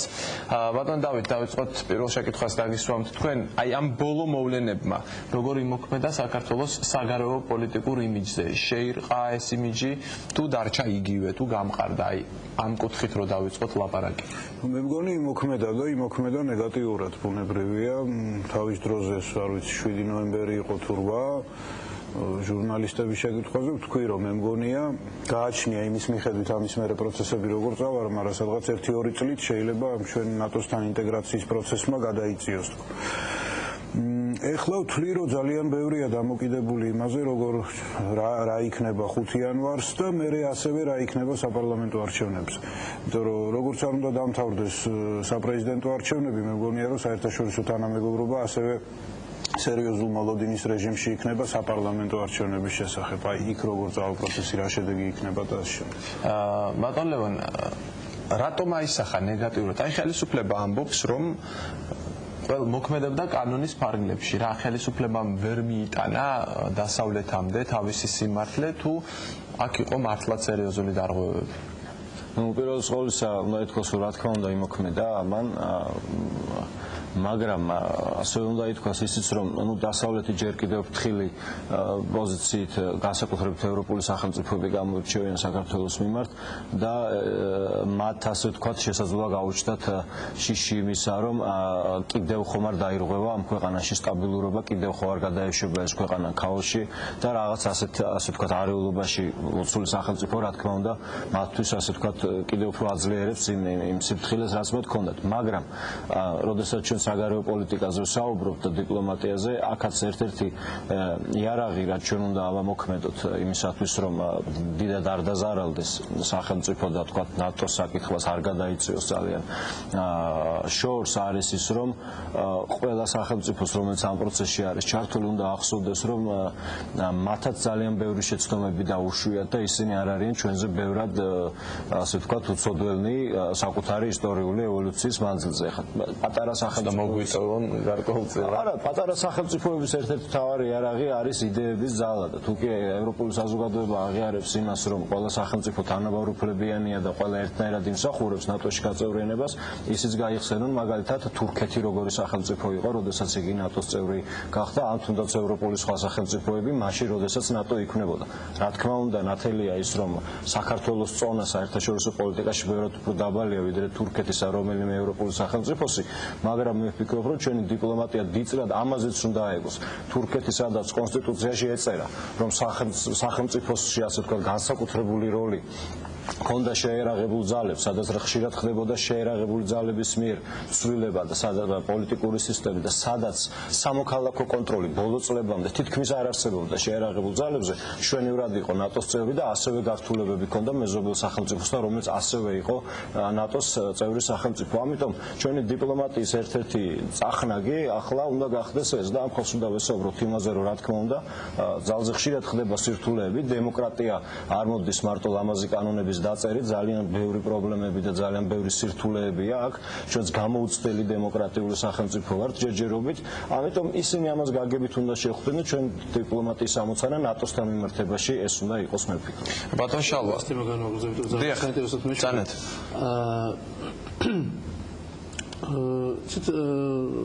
მე რა შტაბ-ჟილებას დამრჩევ თქვათ დასავლური პრესიდან და დასავლელ დიპლომატებთან საუბრებისგან, რომლებიც აქ არიან წარმოდგენილი საქართველოში მისიების ხელმძღვანელების დონეზე, ან რომლებიც ჩამოსულან საქართველოში 7 ნოემბრის მოვლენების შემდეგ. და მე სწორედ აი ამ თემას ვაგრძელებ. დაახლოებით რა აზრი გამოვიტანე მე მათთან საუბრისგან. კი, საქართველოში მოხდა ძალიან ცუდი რამ, მაგრამ შეიძლება თუ არა ამაზე თვალის დახუჭვა გარკვეული იმის გამო, რომ პოლიტიკური მიზანშეწონებიდან გამომდინარე საქართველოს საჭიროა დასავლეთისთვის, ეს რეგიონში საქართველოს არის დასავლეთის მოკავშირე სახელმწიფო, თან სერიოზული მოკავშირე სახელმწიფო და ამიტომ შეიძლება თვალი დაიხუჭოს რაღაცეებზე. საუბრების თემა ასე ვთქვათ, ხაზი იყო დაახლოებით ასეთი. აი ვთქვათ პაკისტანში, რომ ჩატარდეს თავისუფალი და სამართლიანი არჩევნები, არის სრული საფრთხე იმისა, რომ იქ ისლამისტი ფუნდამენტალისტები ჩაიგდებენ ხელში ატომურ ბომბს, რომელიც პაკისტანს უკვე გააჩნია. საუდის არაბეთში რომ მოხდეს, თქვა თავისუფალი და სამართლიანი არჩევნები, იქ არის სრული საფრთხე იმისა, რომ ალ-ყაიდა ჩაიგდებს ხელში უზარმაზარ ნავთობის რესურსებს. რუსეთში რო ჩატარდეს სამართლიანი და თავისუფალი არჩევნები, შესაძლოა რუსეთი ეს უზარმაზარი ქვეყანა მივიდეს დაშლის ზღვარზე, იმიტომ რომ დემოკრატებმა შეიძლება უბრალოდ ვერ მართონ ეს ქვეყანა. ანუ ასეთი ტიპის ქვეყნებში დასავლეთი მზად არის თვალი დახუჭოს დემოკრატიის სერიოზულ დარღვევებზე, იმიტომ რომ მათ გააჩნიათ სხვა ფასეულობა დასავლეთისთვის, სხვა ღირებულება დემოკრატიის. ჩვენ ეს რესურსები არ გაგვაჩნია. ჩვენ ეს რესურსი გაგვაჩნია, ჩვენი გეოსტრატეგიული მდგომარეობა რა თქმა უნდა არის რესურსი, მაგრამ არა საკმარისი იმისთვის, რომ აქ თვალი დაიხუჭოს დემოკრატიის დარღვევებზე.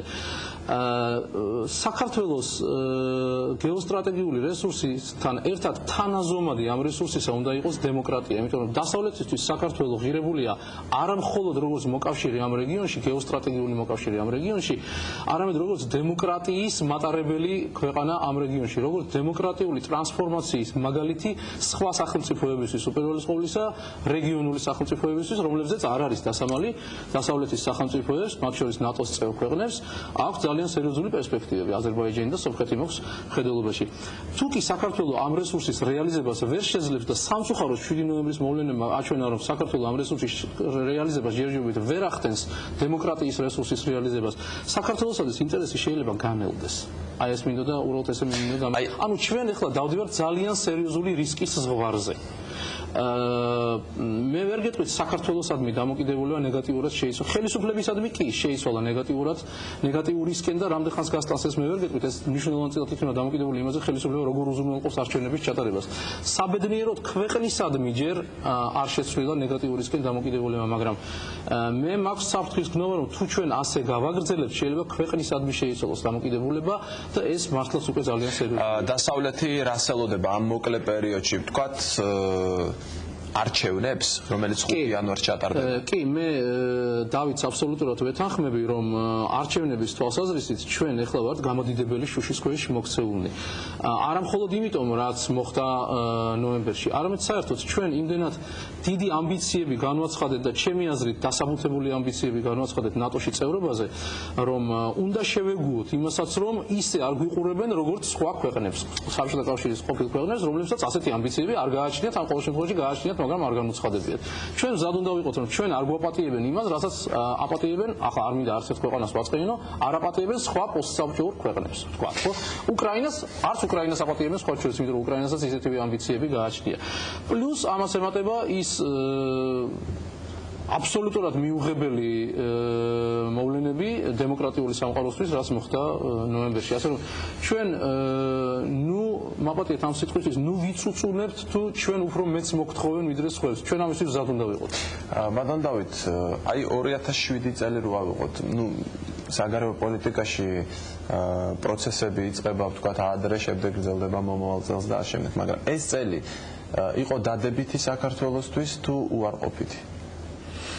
ისეთ რა გემოვნების საკითხია, ინტერპრეტაციის საკითხია, ხო მე მგონი ყველაფერი რაც ხდებოდა და მათ შორის ოქტომბერ-ნოემბერიც. და მათ შორის დასავლეთის რეაქციაც, ხო, იქნება ეს და უშუალოდ დიპლომატიური წრეები, რეზოლუციები ევროპარლამენტი იყო ნახსენების ხეფერის განცხადება თუ ჟურნალისტები, აქაც სერიოზული განსხვავებები არის. ანუ ყველა თავისი სამრეკლოდან ხედავს და ყველას თავისი ხედვა აქვს. რეალობა რა არის, იცით, რა ვიცი, პოლიტიკურ მეცნიერებებში გნებავთ უსაფრთხოების კვლევებში და ეს ყველაფერი უსაფრთხოების საკითხი გახდა. ოპოზიცია ხედავდა თავარ პრობლემად ხელისუფლების მხრიდან ადამიანის უფლებათა შელახვას და ჰქონდა რამდენიმე მაგალითი, ასე ვთქვათ, ნახსენები მუდმივად ხელისუფლება ხედავდა ასევე უსაფრთხოების სათვალით, რომ არის ქვეყნის გარედან მომავალი საფრთხე, რომელიც შეიძლება რაღაცნაირად შეერწყას შიდა უკმაყოფილებას და ან იყოს ეს დაგეგმილი, ან იყოს манипуლირებული, ასე შემდეგ. ორივე მხარე ლაპარაკობდა გადარჩენაზე. უტრირებულს არ დავარქმევდი, უბრალოდ ორივეს თავისი ხედვა აქვს. და რეალობა რა არის და როგორ უნდა შევხედოთ, ხო, ამას ალბათ ცოტა დისტანცირებით და როგორც ასე ვთქვათ, სივრცით, ისე დროითი დისტანცირებით უნდა შეხედვა და ხვალზე ეგება წყნარგულზე რაღაცნაირად სხვანაირად შევაფასოთ. ახლა ჩემი ხედვით მაგალითად უტრირებაა ის, როდესაც ვლაპარაკობთ 9 აპრილზე და რაღაცა გენოციდზე საკუთარი ხალხის მიმართ. ასევე უტრირებაა თქმა ხელისუფლების მხრიდან, რომ ყველაფერი რაც კი გაკეთებულა 4 წლის მანძილზე არის იდეალური და ყველაფერი გამიზნული და დაგეგმილი. არა, ბევრი არის სპონტანური, ბევრი არის შეცდომა, ხარვეზებია სასამართლო, თუმცა ამის აღიარება ხდება ორივე მხრიდან, მაგრამ სხვადასხვა ინტერპრეტაციები. ასევე არის დასავლეთიდან, რა ძალიან ძნელი ახლა ამას წინათ ერთი შეხვედრა ქონდა უცხოელებთან და ჩანს ესეთი რამე, რომ აი აღმოსავლეთ ევროპელებს პოსტკომუნისტური ქვეყნების წარმომადგენლებს ბევრად უფრო რეალისტურად მიაჩნიათ რუსული ხელი, რუსული კვალი, რუსული ინტერესი ვიდრე ფრანგებს და გერმანელებს. იმიტომ კი არა, რომ ვიღაცას რუსეთის ეშინია, ვიღაცას არა, უბრალოდ ვიღაცას დაავიწყდა რა არის პოსტკომუნისტური სამყარო და ვიღაცა ჯერ კიდევ იქ ცხოვრობს. და ესტონელებმა დაუშვათ მშვენივრად იციან, რომ რუსები ისე მიიღებენ მონაწილეობას ქვეყნის შიგნით რაღაცა პროცესებში, რომ არავით არ ყვავს ოფიციალურ გაფორმებულ დოკუმენტებს და სქემებს, როგორ უნდა მოხდეს ქვეყნის დესტაბილიზაცია, არ დატოვებენ. ეს იციან ესტონელებმა, ეს ცოტა ძნელი გასაგები არის მთელი რიგი, ასე ვთქვათ, მშვიდობის კვლევების სახელით ცნობილი წრეების მხრიდან, რომელიც დასავლეთ ევროპაში არსებობს.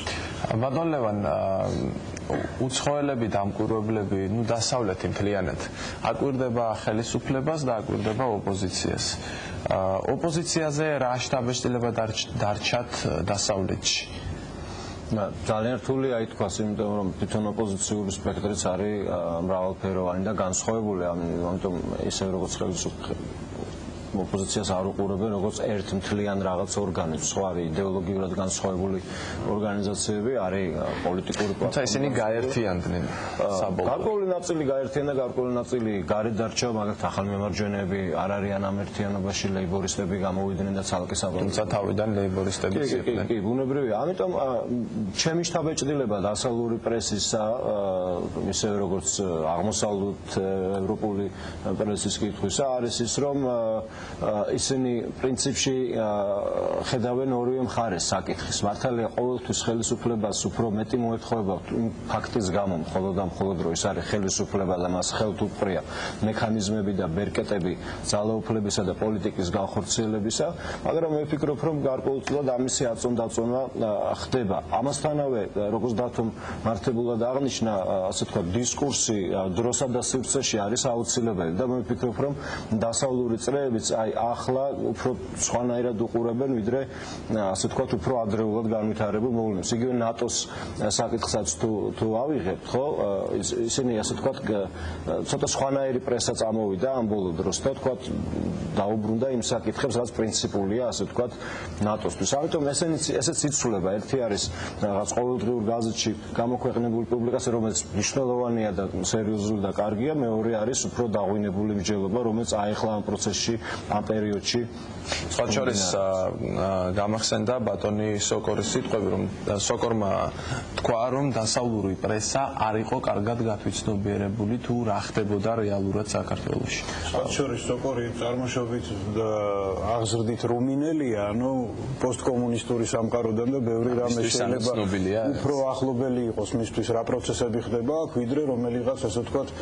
კეულში თუ სადმე ესეთ ადგილას დაბადებული და გაზრდილი ადამიანისთვის. მეორე საკითხი არის ასევე ის, რომ ჩვენ არათუ გამადიდებელი შუშით უნდა დაგვაკვირდეს ამ არჩევნებზეც და შემდგომ არჩევნებზეც დასავლეთი, არამედ უფრო მეტი აქტიური მონაწილეობა უნდა მიიღოს საქართველოს ცხოვრებაში და საქართველოს პოლიტიკაში. ამას ვთხოვთ კიდევაც ჩვენ, ხო, ევროპულ სახელმწიფოებს, რომ ჩამოვიდნენ უფრო მეტი წვლილი შეიტანონ კონფლიქტების დარეგულირებაში, ინსტიტუციების გაძლიერებაში და ასე შემდეგ. იგივე საერთაშორისო ორგანიზაციები, მთელი მათი პრინციპი ეყრდნობა იმას, რომ მოდი გავერთიანდეთ, რათა ერთმანეთის პრობლემები უკეთესად დავძლიოთ. იგივე იყო ზუსტად ნატო. ნატოს საფუძველი არ იყო ის, რომ მოდი ახლა შეერთებულმა შტატებმა შეხედოს ერთი გერმანია, საფრანგეთი, იტალია როგორ დადგება ფეხზე, როგორ გახდება ლიბერალური დემოკრატიული სახელმწიფო, კარგი ეკონომიკით, კეთილდღეობით და მერე მივიღოთ ნატოში. არა, პირიქით მოხდა. დანგრეული, გაპარტახებული ევროპა გააერთიანეს ნატოში, ჩადეს ინვესტიცია, დაეხმარენ ინსტიტუციების შექმნაში, გაძლიერებაში, ერთმანეთის კონტროლის საშუალებით, ერთმანეთის მონიტორინგის საშუალებით და ეს არის მთელი პრინციპი. იგივეს მოვითხოვთ ჩვენ. ეს პრინციპები დაინერგოს ჩვენთანაც და არა რაიმე სხვა. აი ბატონ შალო, მე თქვენც მინდა გითხოთ, რა შთაბეჭდილება დარჩა, თქვა, დასავლეთს ოპოზიციაზე.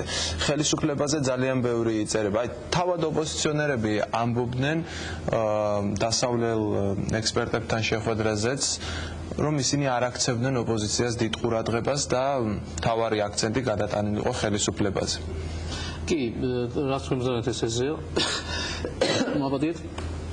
რა თქმა უნდა, უპირველეს ყოვლისა მოეკითხება ხელისუფლებას პასუხი, ხო, იმაზე რაც ქვეყანაში ხდება, მაგრამ მოდი ჩემ პირადად მოგახსენებთ, რომ დასავლელები ოპოზიციაზე მართლაც არ საუბრობენ ბევრს. რა თქმა უნდა, ოპოზიციას უნდა გააჩნდეს თავისი წელი პასუხისმგებლობა და ის მზად უნდა იყოს იმისთვის, რომ ეს პასუხისმგებლობა ზიდოს. იმიტომ რომ საბოლოო ჯამში ორივე იღწვის იმისთვის, რომ ქვეყანა გახდეს უკეთესი. ოღონდ ოპოზიციას გააჩნია თავისი ხედვა იმისა, თუ როგორ უნდა გახდეს ქვეყანა უკეთესი და ხელისუფლებას გააჩნია თავისი ხედვა იმისა, თუ როგორ უნდა გახდეს ქვეყანა უკეთესი. რაც შეეხება დასავლეთის ხედვას, მე მინდა კვლავ იგივე თემა განვაგრძელო, წეღარაზე იგივე თემა განვაგრძელო. ჩემი აზრით დასავლეთმა თავის დროზე ჩემი პირადი მოსაზრება გახლავთ, შეცდომა დაუშვა, როდესაც მიიჩნია, რომ 2003 წლის მოვლენების შემდეგ საქართველოში არის კარგი მთავრობა და კარგ მთავრობას სჭირდება დახმარება და ოპოზიცია კარგ მთავრობას არ სჭირდება. და მაშინ დაიწყო ძალიან დიდი პოლიტიკური და მორალური რესურსის ჩადება მმართველ გუნდში, იმის მაგერად, რომ ეს რესურსი ჩადებულიყო დემოკრატიული ინსტიტუტების გაძლიერებაში საქართველოში.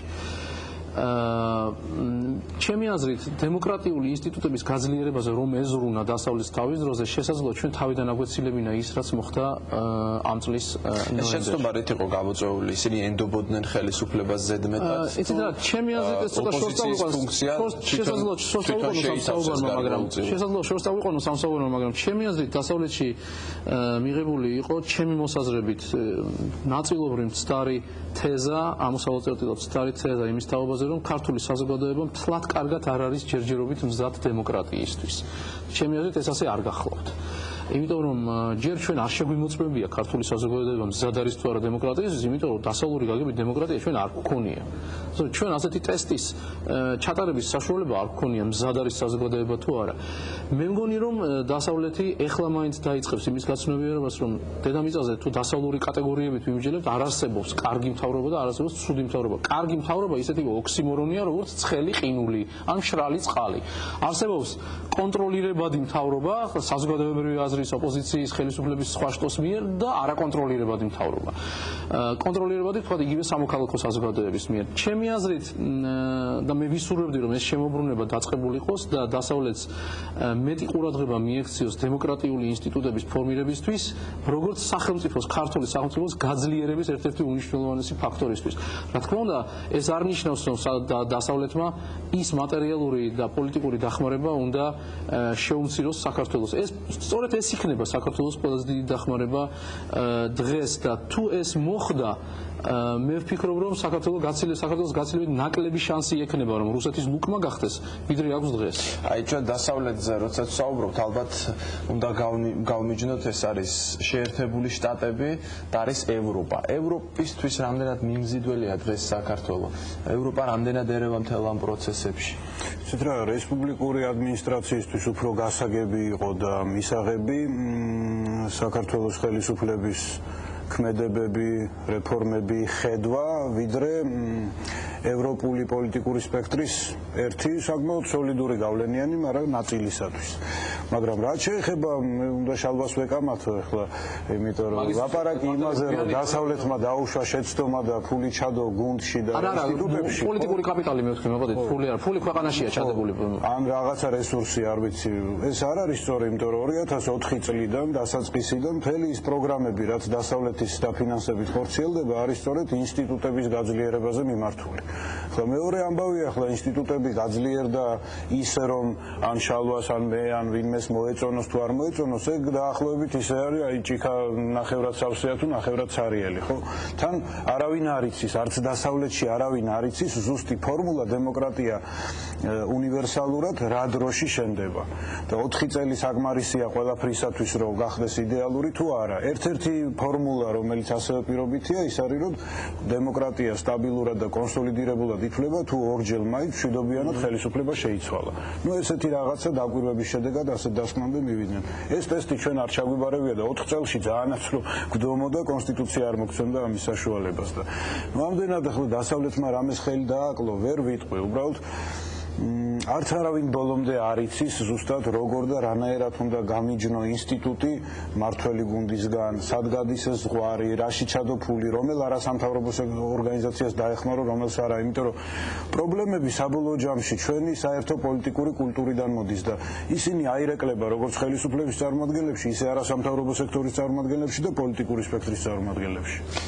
ბატონ ლევან, ესე იგი ჩვენი რა გამოდის, ჩვენი საგარეო პოლიტიკის მთავარი პრობლემა არის ის, რომ ჩვენ შიგნით გვაქვს ძალიან დიდი პრობლემები.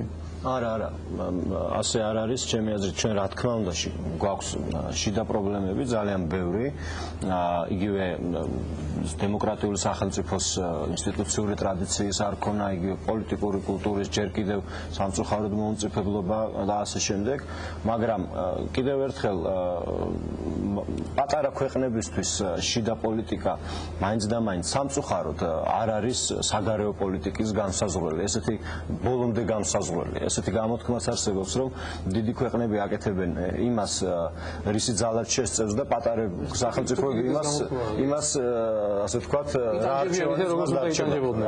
ამიტომ ჩვენ დიდწილად ვარ დამოკიდებული მაინც საგარეო პოლიტიკურ რყევებზე, რა მოხდება, როგორი ადმინისტრაცია იქნება შეერთებულ შტატებში, ვინ იქნება ეძინა ერასიას ათეულ შტატ, ეს სამწუხარო მაგრამ აი, როდესაც ვამბობთ, რომ აი ამ მოვლენებმა, რაც იყო ოქტომბერ-ნოემბერში, იმოქმედა დასავლეთის აზრზე და თქვათ ნატოს საკითხმა გადაიწია, ნატოში გაწევრიანების საკითხმა გადაიწია. ამ შემთხვევაში საგარეო ფაქტორზე ვერ მივუთითებ. არა, მე ვფიქრობ, რომ შიდა სხვანაირად უნდა შევხედოთ ამ საკითხს, იმიტომ რომ მე ვფიქრობ, მიუხედავად იმისა, რომ კი ალბათ ამ მოვლენებმა ითამაშა თავისი ნეგატიური ასე ვთქვათ როლი ამ საკითხებში, მაგრამ არ გამოურიცხავდი არც იმას, რომ ნოემბერში საერთოდ არაფერი არ მომხდარიყო, მაპი ჩვენ გაზაფხულზე მაინც ვერ მიგვეღო, იმიტომ რომ ვიცით რომ თქვა საფრანგეთს ჰქონდა ძალიან გაურკვეველი პოზიცია ნოემბრის აქციებამდე თუ არ მეშლება ასე თქვა პერიოდი საფრანგეთის თავდაცვის მინისტრმა გააკეთა განცხადება რომელშიც აღნიშნა რომ რუსეთის გაღიზიანებას უნდა მოვერიდოთ და ასე შემდეგ, ამიტომ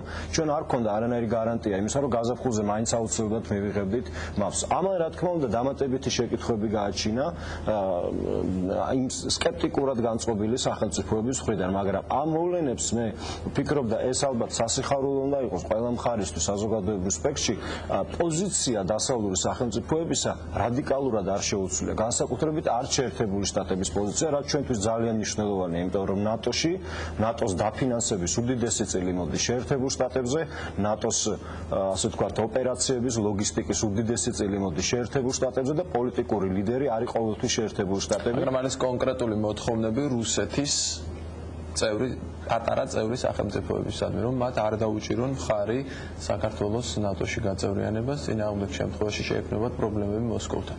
Ну, რა თქმა უნდა, ეს არის რუსეთის ბუნებრივი პოზიცია ამ ვითარებაში, მაგრამ უნდა აღინიშნოს, რომ რუსეთის პოზიცია ჯერჯერობით ასეთივე იყო ისტორიულად სხვა ქვეყნების მიმართაც, მაგრამ რუსეთმა ვერ მოახერხა აქამდე, რომ თავისი გაეტანა და ნატოს გაფართოება, ასე ვთქვათ, შეეჩერებინა. ამიტომ ჩვენ მაქსიმუმი უნდა გავაკეთოთ ჩვენი მხრიდან, რაც არის დამოკიდებული, ეს არის კარგი არჩევნები, გამჭვირვალე არჩევნები, სტაბილურობის შენარჩუნებაც მათ შორისაც ძალიან მნიშვნელოვანია და მეორე მხრივ კიდევ დიპლომატია ძალიან დიდი როლი ექნება ჩვენი ქვეყნის წარმატებაში და ეს ახალი რაღაც კუთხეები და წახნაგები უნდა გამოუძებნოთ კიდევ, რათა თქვათ უფრო დავაჩქაროთ და გავამჯობესოთ ჩვენი მდგომარეობა ამ ხრით. ბატონ შალვა, თუ 5 იანვარი ჩატარდა, დასავლეთმა თქვა, რომ ეს არის ობიექტური და სამართლიანი არჩევნები.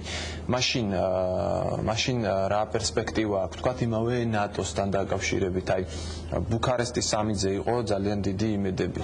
შეიძლება არსებობს შანსი, რომ მაპი, თქვათ, საქართველოს მიიღოს ბუქარესტის სამიძევე გაზაფხულზე. შანსები არსებობს, მაგრამ ეხლა უკვე მცირე. იმასთან შედარებით, ვიდრე იქნებოდა ნოემბრის მოვლენებამდე. თუმცა ძალიან იდეალურადაც რომ ჩავატაროთ ჩვენ ეს არჩევნები და ყველამ სცნოს რომ ეს იყო არა მხოლოდ სამართლიანი და თავისუფალი, არამედ ევროპული და საერთაშორისო სტანდარტების შესაბამისი ის საგარეო ფაქტორები, რომლებიც ჩვენზე არ არის დამოკიდებული, მაინც არ გაქრება. ესე რუსეთის ფაქტორი. თუმცა აქ სხვა რამე აუცილებლად უნდა აღნიშნო, რომ ჩვენ მაინც გვაქვს რაღაც გასავლელი ჩვენი გზა. ეს ჩვენი გზა ჩვენ უნდა გავიაროთ. მე გულისხმობ, საქართველოს უნდა გაიაროს თავის გზა, მიუხედავად იმისა, რუსეთი ხელს გვიშლის თუ არ გვიშლის. ჩვენ აი ამ გზაზე ძალიან სერიოზულად შევფერხდით, ჩემი აზრით, უკანასკნელი თვეების მოვლენების გამო. არიან მთელი რიგი ქვეყნები, როგორც თქვენ უკვე ბრძანეთ და ბატონ ლევანოვიც ბრძანა, რომლებიც იმაზე მეტ ანგარიშს უწევენ რუსეთის აზრს, ვიდრე მე ვინდობებდი, როგორც საქართველოს მოქალაქე რომ გაეწიათ. არიან ქვეყნები, რომლებიც ასე თუ ისე ნეიტრალურად არიან ნატოს გაფართოებისადმი განწყობილი და მათ შორის ჩვენი გაწევრიანებისადმი. არიან ქვეყნები, რომლებიც ძალიან სერიოზულ ლობირებას უწევენ საქართველოს ნატოში. თვით ალიანსის შიგნით მიდის ჩვენი, ასე ვთქვათ, მომხრეების მიერ ჩვენი მოწინააღმდეგეების დარწმუნების პროცედურა. მათ გააჩნიათ გარკვეული არგუმენტები და ეს სერიოზული არგუმენტებია და ამ არგუმენტებს ჩვენ სამწუხაროდ ხშირად ვასუსტებთ. იმით რომ ხელიდან ვაცლით ჩვენ მომხრეებს, ჩვენ სასარგებლო არგუმენტებს. მე ძალიან კარგად მახსენდება ნატოს საპარლამენტო ასამბლეის როლზ-როისის სემინარი შედგა თბილისში ამ წლის გაზაფხულზე და იქ გამოდიოდა დასკვნითი გამოსვლა ჰქონდა ბატონ ბრიუს ჯორჯს, რომელიც არის ძალიან პატივსაცემი წევრი ნატოს საპარლამენტო ასამბლეისა, თუმცა აქვე უნდა აღნიშნო ობიექტურობისთვის, რომ ნატოს საპარლამენტო ასამბლეა არ გახლავთ ნატოს ოფიციალური სტრუქტურა, მაგრამ ეს ის სტრუქტურაა, რომლის გადაწყვეტილებებს, რეკომენდაციებსაც ნატო უსმენს. მან სწორედ ეს თქვა, ეს ჯერ კიდევ ცხადია ნოემბრის მოვლენები უნდა იყო. ნუ გიზამთ ისე, რომ არგუმენტები გამოაცვალოთ ხელიდან თქვენს მომხრეებს და მისცეთ თქვენს მოწინააღმდეგეებს. თქვენ თუ ამას გააკეთებთ, ნატოს შიგნით თქვენს მოწინააღმდეგეებს ექნებათ საშუალება, ანუ ისინი მათ ვერ ჩამოვხსნით ნიღაბს და ვერ დავადებთ ხელს, რომ თქვენ ამას აკეთებთ იმის გამო, რომ რუსეთს უწევს ანგარიშს. ისინი ყოველთვის შეძლებენ თქვას, რომ არა, რუსეთს კი არ უწევთ ანგარიშს. აი ნახეთ, საქართველო არ არის მზად და მოიყვანენ ერთ არგუმენტს, მეორე არგუმენტს, მესამე არგუმენტს, მეოთხე არგუმენტს. მე ვფიქრობ, რომ ნოემბრის მოვლენების შემდეგ მოწინააღმდეგეებს ჩვენ ეს არგუმენტები ხელში მივეცეთ. ჩვენ ვახსენეთ რუსეთი, ბატონ დავით, ჩვენ ვახსენეთ რუსეთი და ამ შემთხვევაში შემოდის, რა თქმა უნდა, კონფლიქტების საკითხი და სერიოზული ზემოქმედების ბერკეტი, ეს აღიარეს აფხაზეთი და ცხინვალის რეგიონი. რუსეთი ამბობს, რომ თუ აღიარებენ კოსოვოს, ის აღიარებს აფხაზეთს. ამ შემთხვევაში ჩვენ ვისი იმოდი უნდა გქონდეს თუ რუსეთმა აღიარა აფხაზეთი, ან რა ნაბიჯები უნდა გადადგას საქართველოს?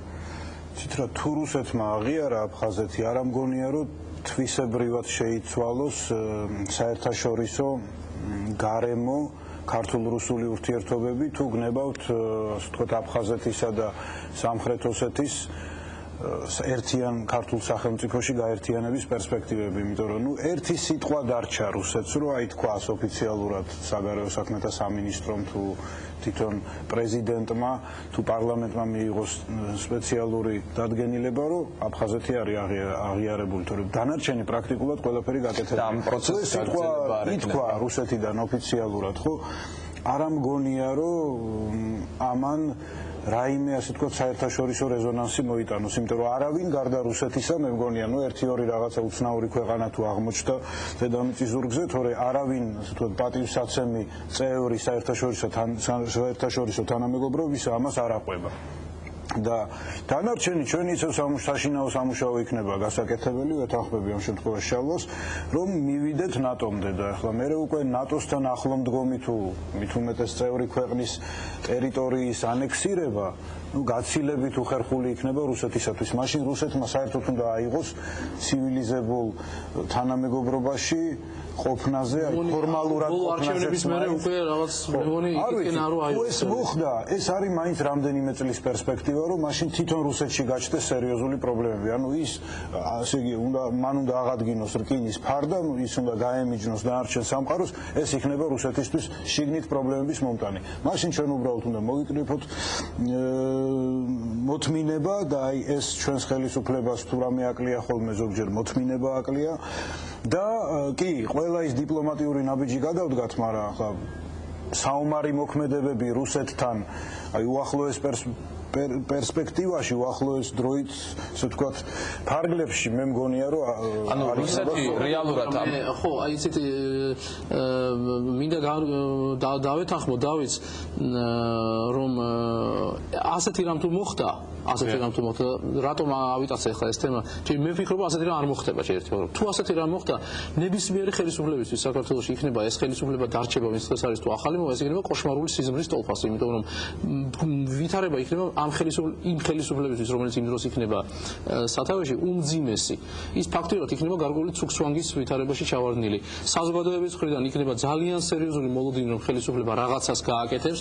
ყველაზე უარესი სცენარი ეს არის ომის დაწყება, რა თქმა უნდა, ეს აბსოლუტურად უარესი სცენარი. შედარებით უკეთესი სცენარი თუ არსებობს. ვერ გეტყვით, იცით, აი ძალიან მძიმე ვითარებაში ჩავარდნილი ხელისუფლებამ გამოაცხადოს. მე ნამდვილად არ ვიქნები ხელისუფლების, ასე ვთქვათ, არ მშურს ხელისუფლების თუ ეს მოხდა, რომელიც არ უნდა იყოს, მაგრამ ხელისუფლებამ ნამდვილად უნდა გადადგას ის ნაბიჯები, რაზეც ბათუ ქუთელია ლაპარაკობდა, რომ 51 მუხლი გაახსენოს მთელ საერთაშორისო თანამეგობრობას გაეროს ტესტების, თქვას, რომ საქართველო პრაქტიკულად წყვეტს დიპლომატიურ ურთიერთობებს რუსეთთან და იმყოფება გამოუცხადებელი თუ ამჟამად ამ ნაბიჯით უკვე გამოცხადებული ომის მდგომარეობაში, მაგრამ საომარი მოქმედებების დაწყება უკვე კიდევ სხვა ნაბიჯია. მე მაინც მემარჩენია რომ რუსეთი არიზავს ისიც მაგას. რატომ თუ ის ერთდროულად რატომ იცით, იმიტომ რომ ურდღელს დაიჭერს ასე ვთქვათ რამდენიმე მოსაზრება შიგნით შეუქმნის პრობლემა. რამდენიმე მოსაზრება არსებობს იმის თაობაზე, საერთოდ რუსეთს რაში ჭირდება ეს ვითარება, კონფლიქტური ვითარება და მე სიმართლე გითხრათ უფრო ვიხრები იმ მოსაზრებისკენ, რომ რუსეთს ეს ჭირდება იმისათვის, რათა ბერკეტი შეინარჩუნოს საქართველოს მანიპულირება. ანუ მას არსებული სიტუაცია ხელს აძლევს. ჩემი აზრით ხო, მას არსებული არც ომი, არც მშვიდობა, მოუგვარებლოვანი მდგომარეობა, რომელსაც ხანდახან გაყინოს უზახიან, მაგრამ მოუგვარებელი ტერმინი ჩემი აზრით უფრო შესაბამისია, ეს ყველაზე მეტად აწყობს რუსეთს. იგივე გრიზლოვის განცხადება, რომ ჩვენ აი ახალი მოწვევის დუმა იანვარშივე ხელად განეხილავს ამ საკითხს. ეს ჩემი აზრით უფრო არის მუქარა იმისთვის, რომ აჩვენონ ვინ არის სინამდვილეში არსთა განმრიგი ან პატრონი ამ რეგიონში. ანუ ჩვენ შეგვიძლია მუდმივად ამ თემით მანიპულირება და ამ თემით საქართველოსი მანიპულირება. ეჭვი მეპარება, რომ რუსეთი აი თუნდაც იმ ოდიოზური ოდიოზური სახის გათვალისწინებით, რაც რუსეთში ამარჩევნების შედეგად შეექმნა, ასეთ ნაბიჯზე წავიდეს. ეს აბსოლუტურად ხელის გამოჭრა იქნებოდა. ერთი არის უფრო საშიში, ვიდრე ასე ვთქვათ, ღიად დეკლარირება აფხაზეთის თუ სამხრეთ ოსეთის დამოუკიდებლობის. ეს არის პროვოკაცია კონფლიქტის ზონებში.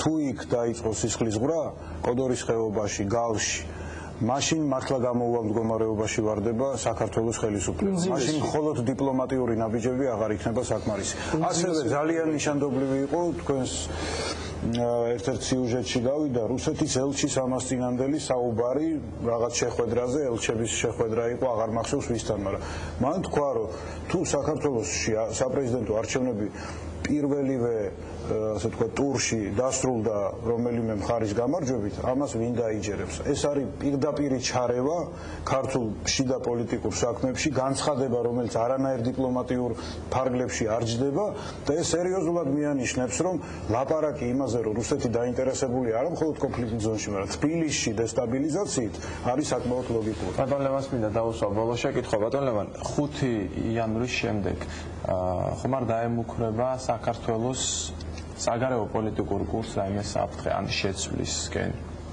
ამ გონია გააჩნია როგორი სცენარით განვითარდება მოვლენები, მაგრამ მე იმედი მაქვს, რომ 5 იანვრის შემდგომ ჩვენ გვექნება სტაბილურობა, გვექნება აღიარება არჩევნების შედეგებისა, როგორც არ უნდა იყოს იგი საერთაშორისო საზოგადოების მხრიდან, მთავარი მოქმედი პირების მხრიდან, აი ამ პოლიტიკურ ავანსცენაზე, ასე ვთქვათ, დღეს თუ კი ასე მოხდა და თუ კი ქვეყანამ შეინარჩუნა სტაბილურობა, გააგრძელა მიმდინარე კურსი ან მოხდა ხელისუფლების ცვლილება, მაგრამ ეს მოხდა მშვიდობიანად და ასე შემდეგ, მე არ მგონია, რომ საქართველოში შანსი კონდეს პოლიტიკურ ელიტაში მოსვლისა, პოლიტიკურ გუნდს, რომლის ორიენტაცია იქნება პრორუსული. ეს უბრალოდ გამორიცხულია, ამიტომ მე ვფიქრობ, რომ და კიდევ ერთხელ მცირე ქვეყნები არ ირჩევენ საკუთარ საგარეო პოლიტიკას. მცირე ქვეყნებს სამწუხაროდ ირჩევს საერთაშორისო სისტემა და საგარეო პოლიტიკა. ამიტომ მე ვფიქრობ, რომ ეს კურსი შენარჩუნებადია და ეს ჩვენთვის კარგი იქნება. აუცილებლად გასაკეთებელია და რაც მე მეშინია, რომ შეიძლება არ გაკეთდეს. ეს არის, რომ ვინც არ უნდა გაიმარჯვოს, დამარცხებულმა აღიაროს შედეგები. თუ ამ შედეგებს აღიარებს საერთაშორისო თანამეგობრობა, იქნება ეს ეუთო, ევროპის საბჭოს დამკვირვებლები, ცალკეული ქვეყნების წარმომადგენლები, ადგილობრივი ორგანიზაციები, თუ არ ითქვა, რომ აქ არის სრულიად ასე ვთქვათ შეუსაბამო ფორმალური რეზულტატი და რეალურად რა ხდებოდა, მაშინ დამარცხებულმა უნდა აღიაროს წაგება, მაგრამ მე არა ვარ დარწმუნებული, რომ ეს მოხდება. ამიტომ 1 იანვარი და ასე შემდეგ არის არანაკლებ მნიშვნელოვანი, ვიდრე 5 იანვარი. ძალიან დიდი მადლობა გადაცემაში მონაწილეობისთვის. შალვა ფიჩხაძე, ლევან ცოცხლიძე, დავით დარჩიაშვილი იყვნენ ჩვენი გადაცემის სტუმრები. მე ძალიან დიდი მადლობა მინდა გადავხადო იმ მაყურებელს, რომელიც ასე გვიანობამდე გვიყურებდა. ნახვამდის.